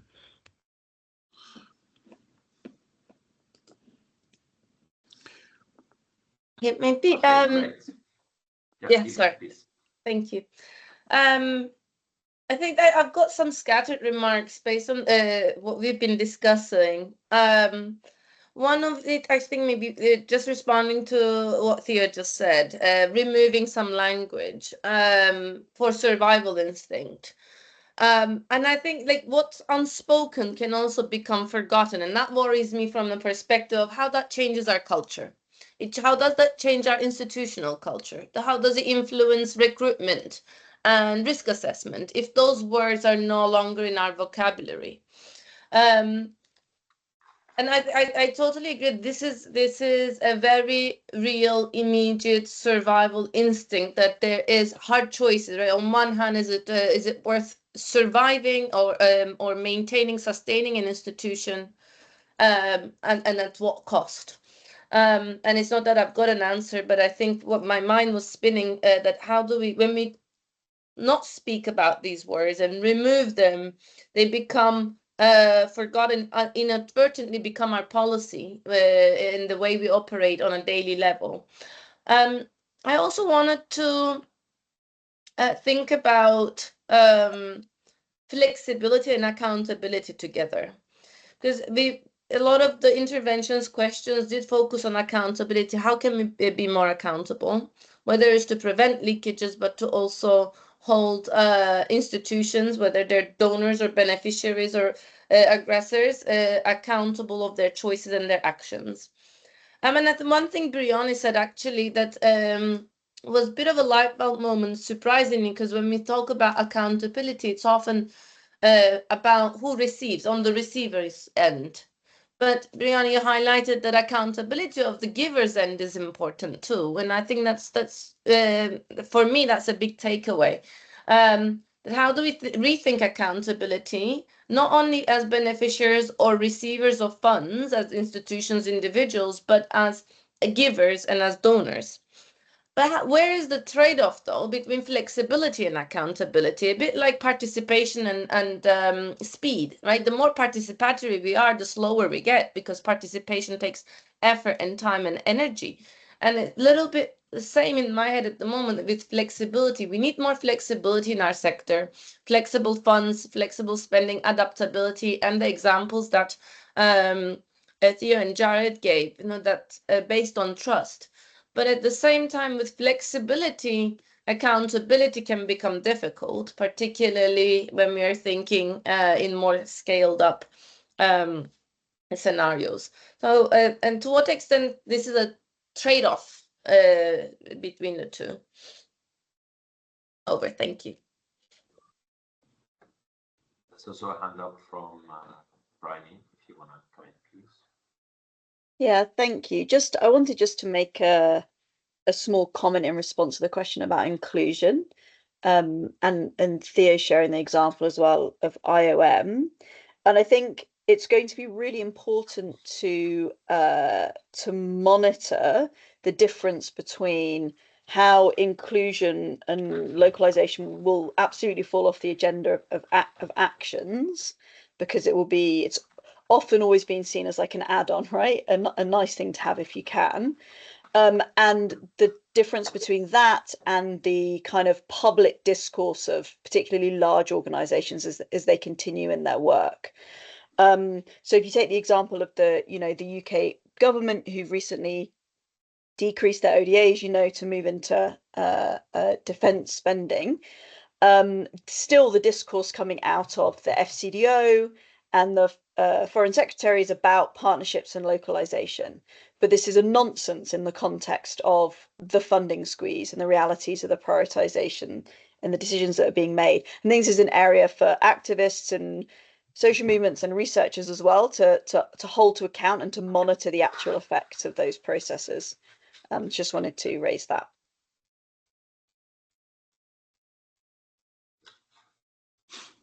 Thanks, Brian.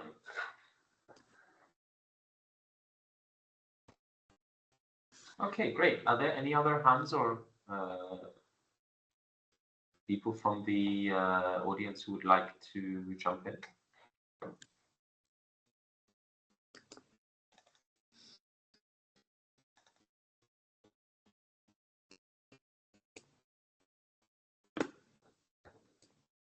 Another question that I had on this that maybe our panel would like to reflect on is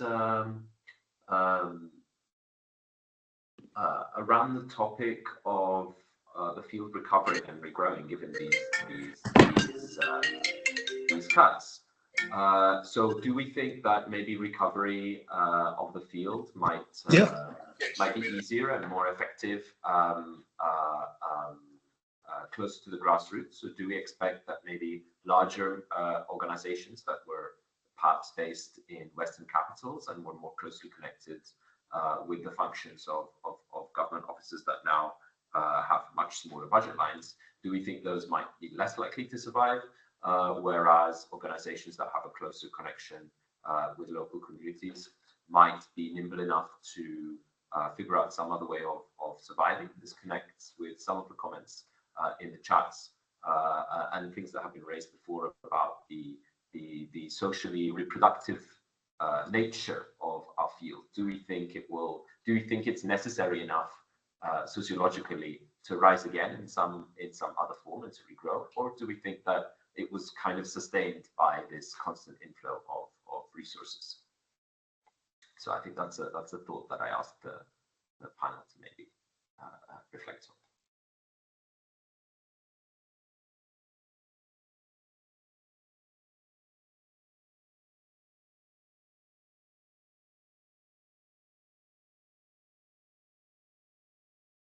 Would jump in and share a thought, which is that I'll refer back to, in fact, the Ringo Initiative, which is about reimagining the INGO. And there's some interesting research that's been done, inquiry been done around what those things might look like or what's needed today already. So we have some of that research as well. We're not starting from zero, from scratch.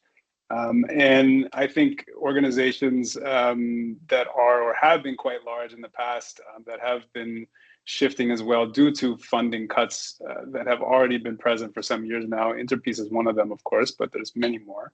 Do need to think about resizing, and that ought not to perhaps follow just sort of a randomness, but it also ought to be informed by some of this research that says here's the different things that we're going to need in order for us to be relevant, in order for us to be present in those spaces, to advocate for more peace funding, or to advocate for building the structures that will sustain over time to promote peace work, to address violence reproductions.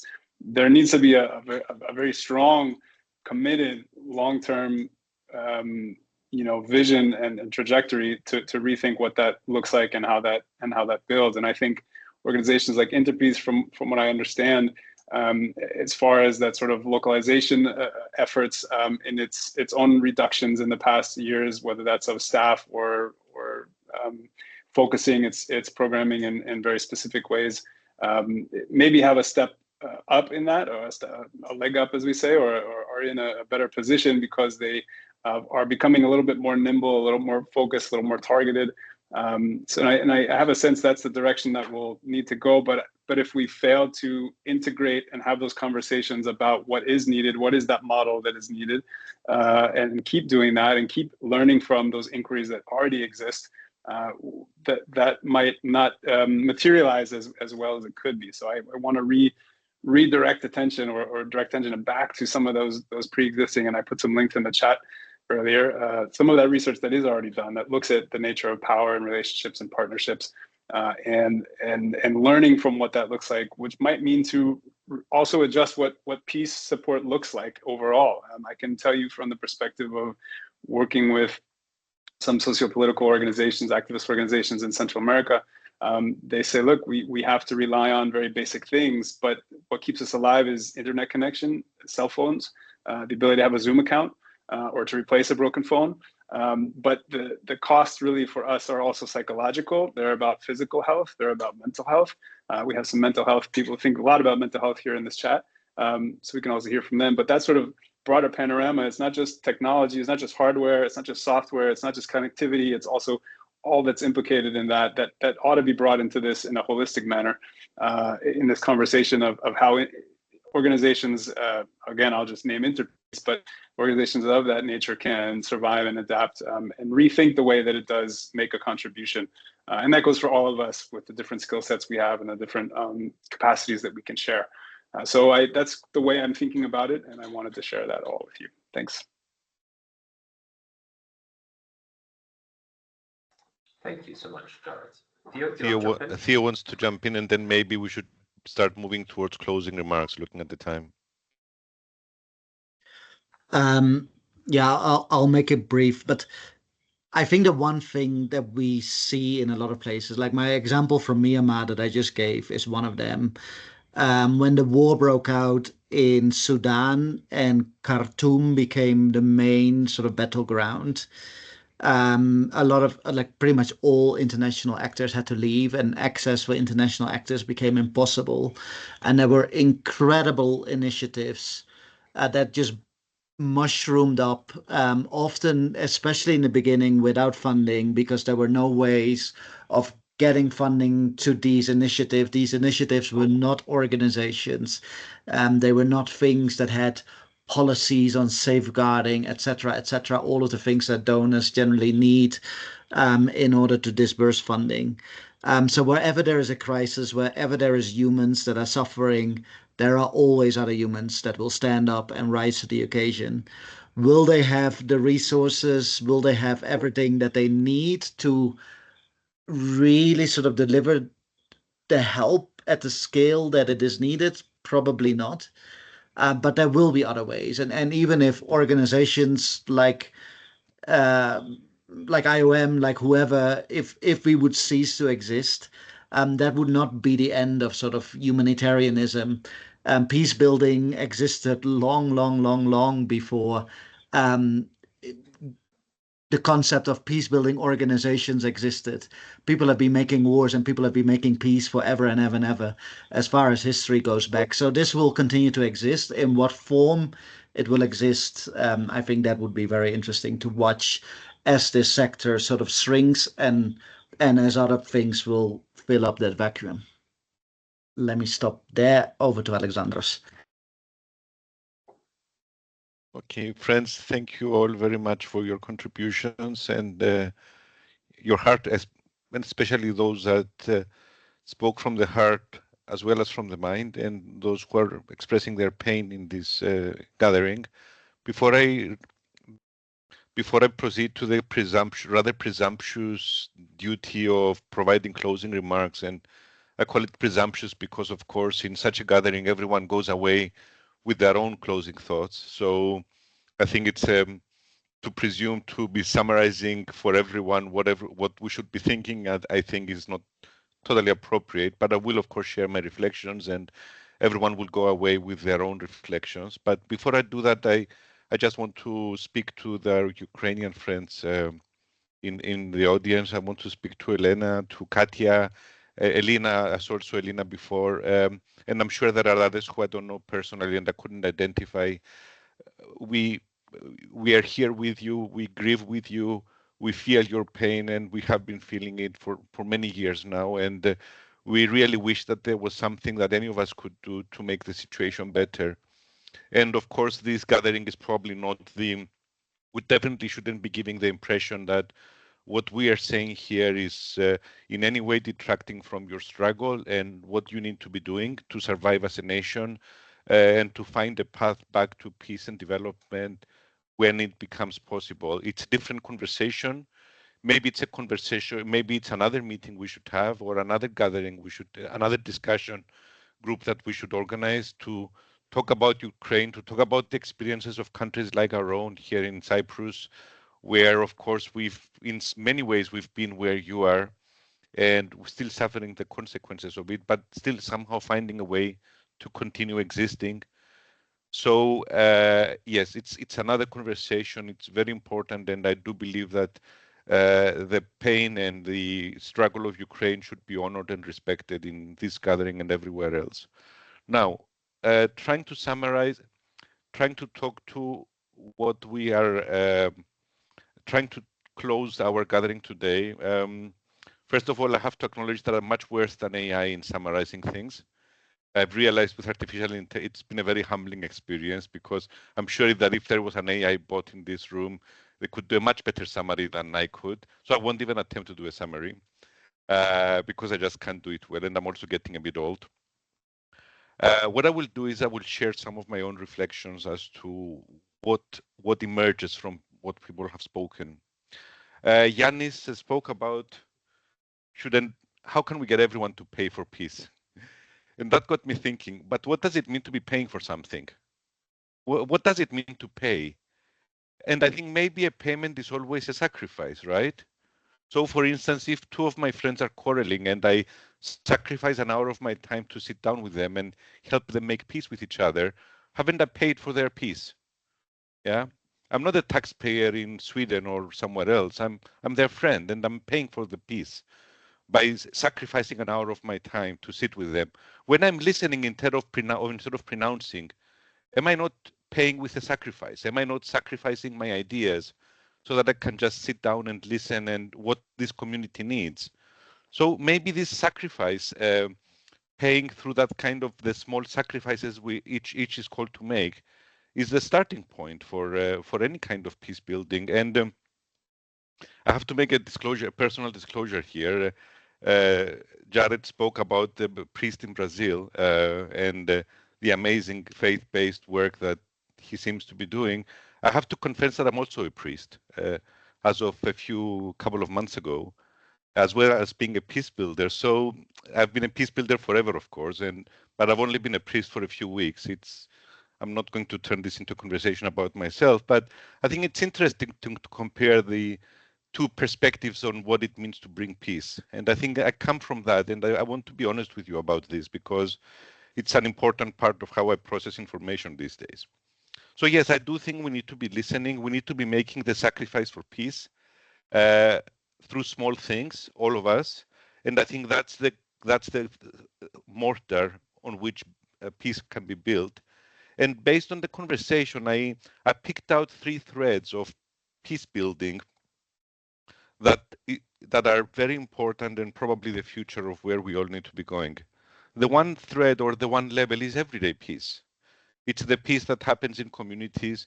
It's the peace that and I want you to imagine at this point a world where the countries we care about exist, but we as a sector do not. Try that as a thought exercise. We don't exist, but these countries do. Yeah. What would happen next? What would be important in that world? What would matter? What would solve problems? I think that helps to. I offer that to you as medicine for the self-serving tendency of our sector. Yeah. So what would exist is everyday peace. And how does everyday peace work? Everyday peace occurs, first of all, at the workplace. People go to work every day and they can choose to go about their daily work life in a peaceful and cooperative way, or they can wage war through whatever it is they're doing every day, whether it's building a dam or starting a farm. So peace and livelihoods, which of course has been a thread in the peace building sector in the last few years, is probably very relevant here. And it was mentioned earlier, the importance of, we have tools and processes, as was mentioned earlier. One tool we have or one process we have is connecting peace with livelihoods, or connecting peace and health is another approach or tool that we have been developing. All of those are ways to link peace with, to make everyday life more peaceful. And everyday life is about livelihoods. Everyday life is about protecting our health. So how can we inject peace in those processes and do it in a less costly, external actor oriented way? And the other type of everyday peace is social movements, which was mentioned in this chat. And of course, faith-based organizations are in that wider category of social movements. And so I'm wondering whether the peace building sector should be looking to support existing should be spending more time identifying existing social movements to support, instead of landing like a spaceship in countries and saying we have a program. Yeah. And then there's another, so that's the level of everyday peace. Then another level is the level of the social contract. It was mentioned quite a few times. I mean, first by Theo, but then by Ako, and I think by most people who spoke, the importance of addressing corruption, because so much money, we're talking about a funding crunch, but so much money is being wasted in corruption and countries are not taking care of their own citizens. So how can we strengthen that? So what kind of interventions can be done at the level of the social contract, and what role do social movements in countries have to strengthen the social contract by helping their leaders to steer away from corruption and offer servant leadership to their people instead. Yeah. So can we, again, in a world where we don't exist, but the countries we care about do exist, how would that work? And what can we do, because we do have the blessing of actually existing, what can we do to help those processes, the process of everyday peace and the process of building sustainable social contracts? And then finally, I come to us. I come to the well-meaning people and institutions and countries that are looking at Africa from the outside and want to help. What can we do? How can we help? In this more humble kind of, not spaceship lands in Africa kind of way, but actually understanding, listening to those countries and those people, and being useful in smaller and larger ways. Some ideas, finance for peace was mentioned. So this idea of finance from the private sector to support peace building processes has been mentioned.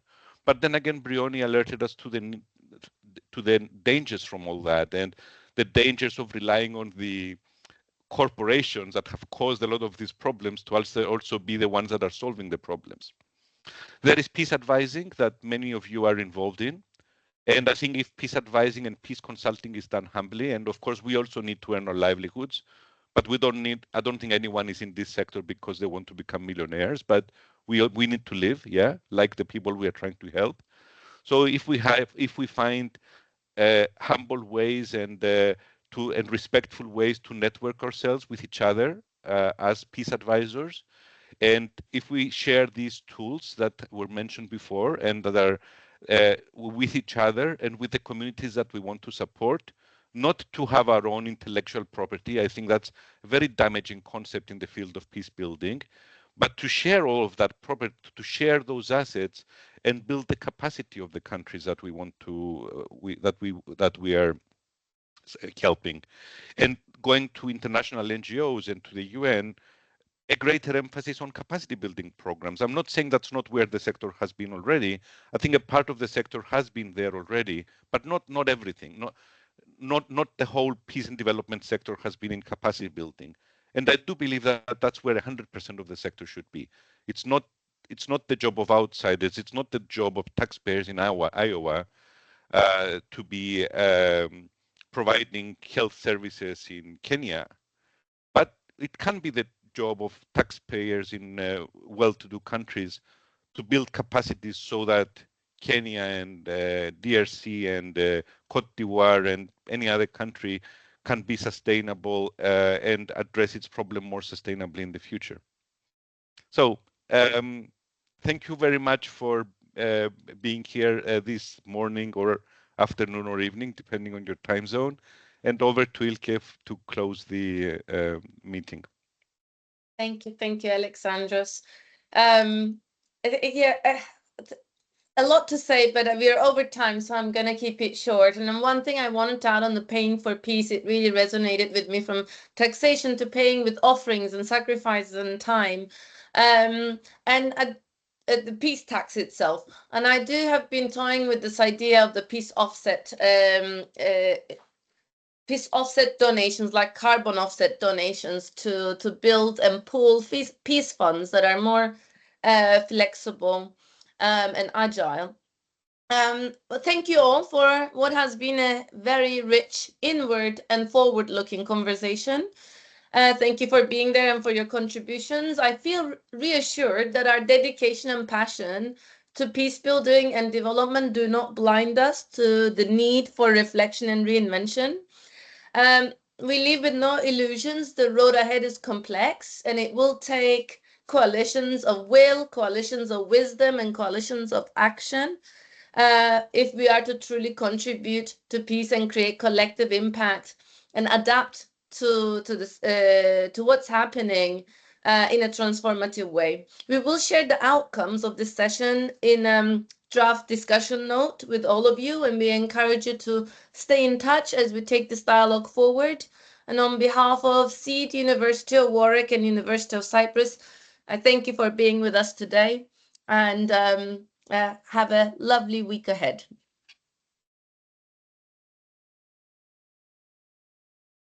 Thanks, everyone. Ciao.